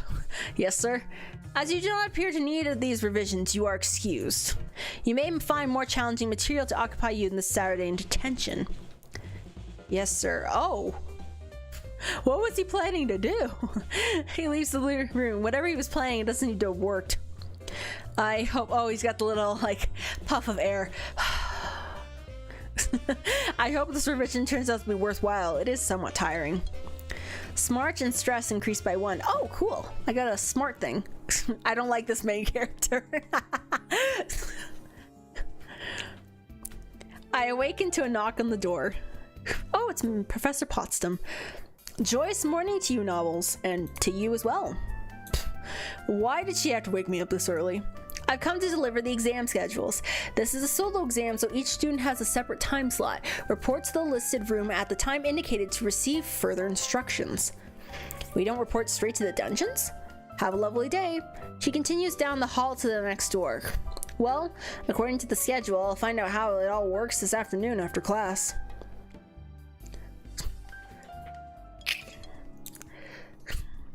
and I get another spell too. Nice. We have already discussed the use of force to move air and cause a breeze. The next step is to direct force to push an object, a solid object. Not just any object, a solid one. Pushing is a blunt and diffuse force. You might not apply pressure to a door, but a push spell cannot turn the handle to open it. You might use this spell to knock an item off the shelf that's too high for you to reach with your hands. And if you're standing under the shelf, you might knock the object directly onto your own head. Always consider the consequences of force. If you push a box ahead of you into a river, what would you expect to happen? The box would get wet and then be swept away by the current. You might also push a dangerous creature away from you if it cannot brace itself, but after that push, how will it react? Consider that before you attempt to push around something larger or more powerful than yourself. Oh, that's a large number of casting mana needed. Shove a target one square in the direction chosen by the caster. Interesting. This is the time and the place that I was ordered to report. The door to the room is closed and I can't see or hear anyone around. Am I early or late, or are they? Perhaps they're waiting for me. I knock solidly on the door. And between one knock and another, the world changes. And I find myself elsewhere. You are now in dungeon level 1, layout 2A. I can't see anyone here and the voice doesn't sound like one of the professors, but logically it must be their projection. The exit to this dungeon lies beyond the darkness in front of you. You must use the magic in order to escape. Good luck. I wait a moment, but that appears to be the final instruction. Still, I knew this was coming, so it's not much of a surprise. Now it's up to me to find my way out. Well, we cast some more light. Oh. What does that say? Needs more skulls? Interesting.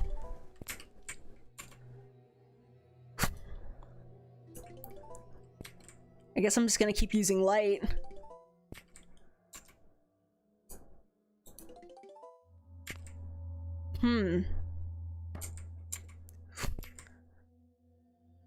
What's this one say?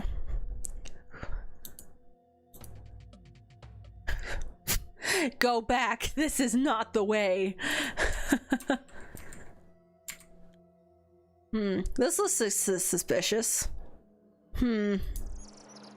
Oh, wait, that's... I just came through here. Of course it was me.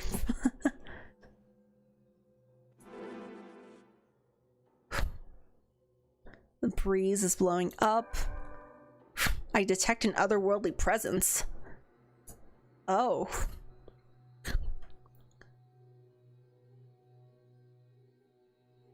Sparkles. You cast diagnosis on the sparkles. Its life force feels strong and vibrant. Well, I can't exactly...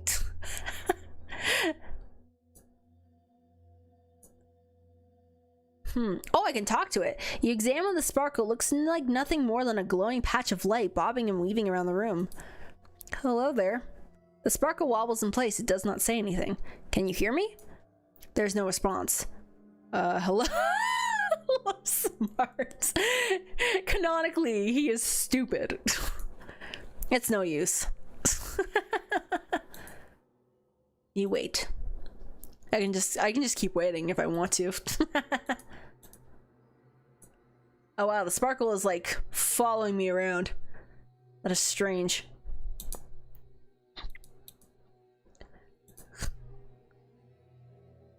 Oh, you examine the vines. Delicate vines cling to the stones of the dungeon wall. They might provide handholds.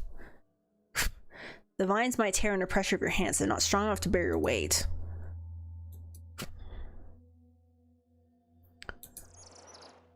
Oh. Okay, yeah. The vines are very weak. Yeah, I don't know. I too talk to walls. It's technically not the walls, it's the sparkles that are just like here. Oh, the sparkle is following me.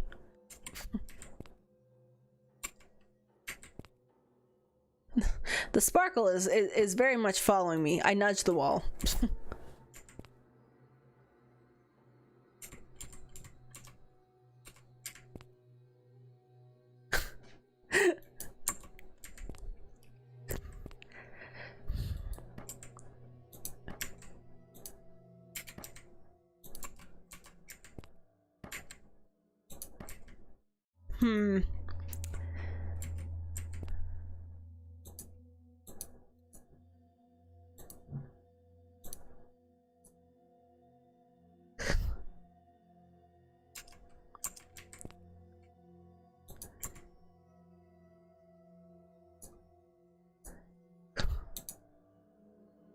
Okay, this seemed very suspicious to me.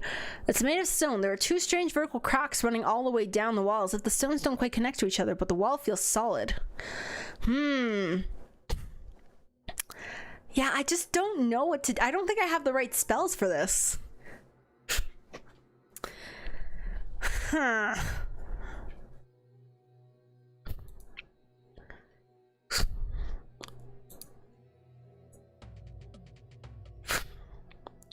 This wall contains a secret door. It's designed to slide away. It seems to be connected to something on the floor. Oh.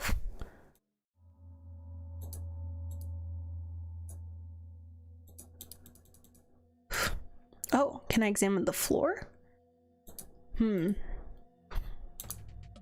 Oh, you cast inspection on the floor. The floor is made of stone and very solid. There appears to be a trigger mechanism hidden in the floor which connects to the east wall.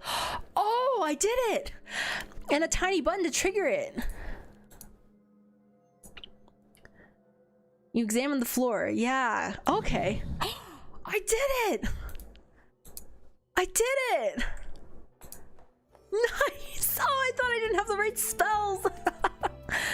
All right. Have a great rest of your night. Thank you so much for joining.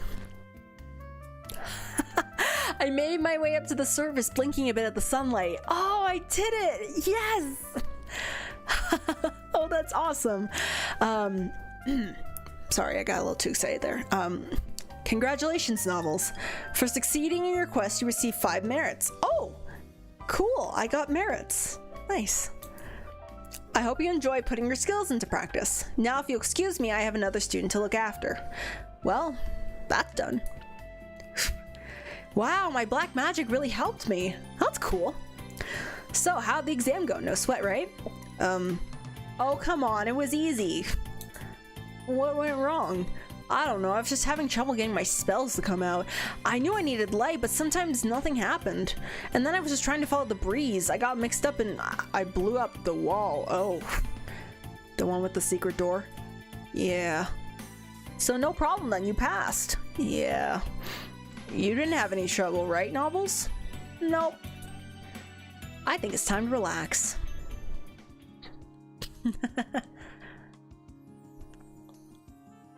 Nice. On Saturday morning, someone knocks on my door. I get dressed and pick up my allowance before I answer it. When I stick my head outside, at first I don't see anyone there. After a moment, I spot William down the hall talking to Luke. Something to do with the Grabinator. Don't call him that. Grabster? Gripper Grabber? What are these names? If you're not careful, you'll be joining him. He notices me and then nods in my direction. Right, I've got to get ready. See ya. Luke heads back into his room and William walks over to talk to me. Hey Novels, I was planning to buy dessert at the mall for my sister to celebrate her first exam. I can't buy to invite Donald, but he's got detention. Oh geez, he's really sticking with his well, I guess yeah, in the study session he got his detention. He's really sticking with his detention every weekend strategy. Anyway, you're welcome to join us if you'd like. I'll see you around.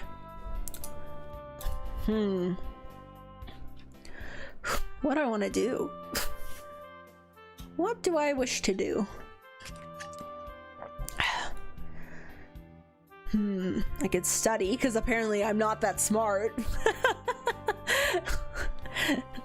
I only have 22 points of smart in my brain. It's not good. Let's go to the mall again.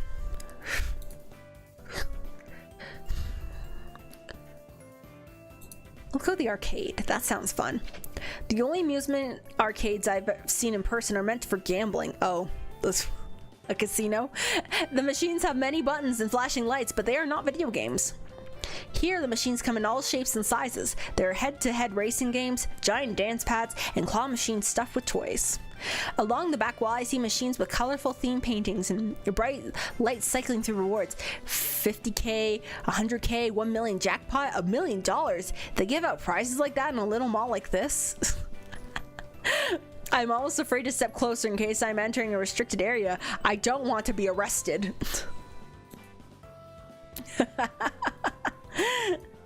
But when I get a better look, I realize they're not fruit machines at all. Flippers bounce a silver ball around inside a table. These must be pinball machines. And judging from the player who just walked away, they don't give out prizes at all. That's disappointing. Oh my gosh. I'll just watch. There are plenty of people to watch. I don't need to spend my money or make any effort to entertain myself. Stress decreases by 3. And don't need a stat to tell me that I'm too big stupid. True. True. Oh, the sports club. Yes. Donald and Luke aren't here, of course, but I see Jamal and Mikey, who share the room down from them, and several older wolf boys. The senior, the senior from Toad Hall is here too. Maybe his mushroom adventure club didn't work out. Oh. Professor Van Brun is in the stage, looking our direction. I suppose the sports club would fall in her area of interest. Virginia steps up and claps her hands. Hey everybody, welcome to Sports Club. Sports Club. Go sports. I've counted up all the surveys people handed in. Well, actually, Ellen did the counting. Her roommate looks up for a moment, then hunches their shoulders, trying not to draw attention. And looks like soccer is the all-around winner, so that's what we'll be playing most weeks. Not every time, but if we want to work on our skills, we need to try out different positions and teams and learn how everyone plays. This is our first time, so don't worry about it being balanced. Just have fun. Professor Van Brun, did you want to add anything? What? No, you're doing fine. Carry on. She's just like not even paying attention. She looks away, twisting a bit of her jewelry back and forth. Right. Now let's get out there and show that we don't need magic to kick some butts. We split up into 2 sides. Some of the born witches haven't played football before, so we quickly go over the rules. The game is going well until the ball I kicked oh no. The ball I kicked slammed into the side of a girl's head. Ow. I look up to see if the professor will step in, but she's nowhere. Oops, I just clicked back. Hold on. She must have left the gym while we were playing. Oh no, are you okay? I'm fine. It's my fault. I wasn't paying attention. I'm sorry. No, that's my fault completely. Maybe you should sit down for a minute. Yeah. Well, at least she's being a good sport about it. Still, the middle of a game is no time to get distracted. You just hurt someone, you idiot. As I'm coming back to my room on Sunday afternoon, I hear a loud burst of laughter from inside Donald and Luke's room. Do I want to know what's going on in there? Sure. I'm curious, so I knock on the door. Hey guys, what's so funny? The laughter cuts off, followed by a loud thump. It's someone fall. I can hear a faint ow. Guys. The door opens and Luke lives outside. Shh. Are you okay? Is there a multiplayer? I don't know. There's like... Yeah, I don't know what this network thing is. But yeah, I right-clicked by accident and that's what came up. So... I just tripped. What's going on in there? We can't talk about it. It's a surprise. Right. Oh. Oh. Which is grosser? Oh. I'm not answering that. I don't want to talk about this. Wuss. Gross. He closes the door again. What are those two up to? Well, what a way to end this. At the end of the week, I have the chance to review things. Yeah. Okay. Well, I don't want to name it. Whatever. Oh boy, that was That was a time. What a time that was. Oh my goodness. Well,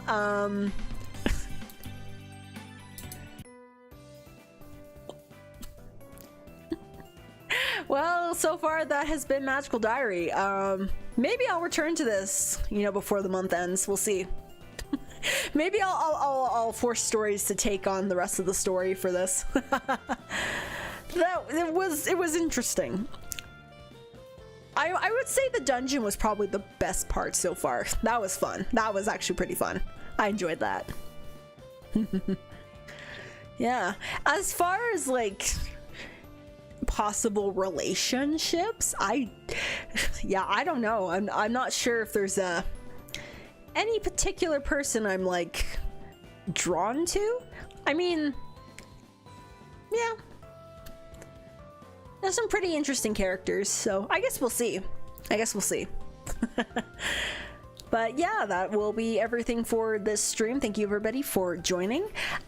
This was fun. I'll admit this was fun. I think, well, I don't want to speak too soon, but I think at least compared to Friday's stream, I'm loosening up a little bit. Yeah. I'm enjoying my time here, okay? Don't get it twisted. It's fun to stream. It's not like I'm, you know, looking forward to seeing you guys again or anything, you know. Anyways, yeah, I guess I'll see you guys next Friday. Have a good rest of your day. Oh, God damn it, Story's alarm went off. It scared me. Okay. I'm out. See you guys. Bye.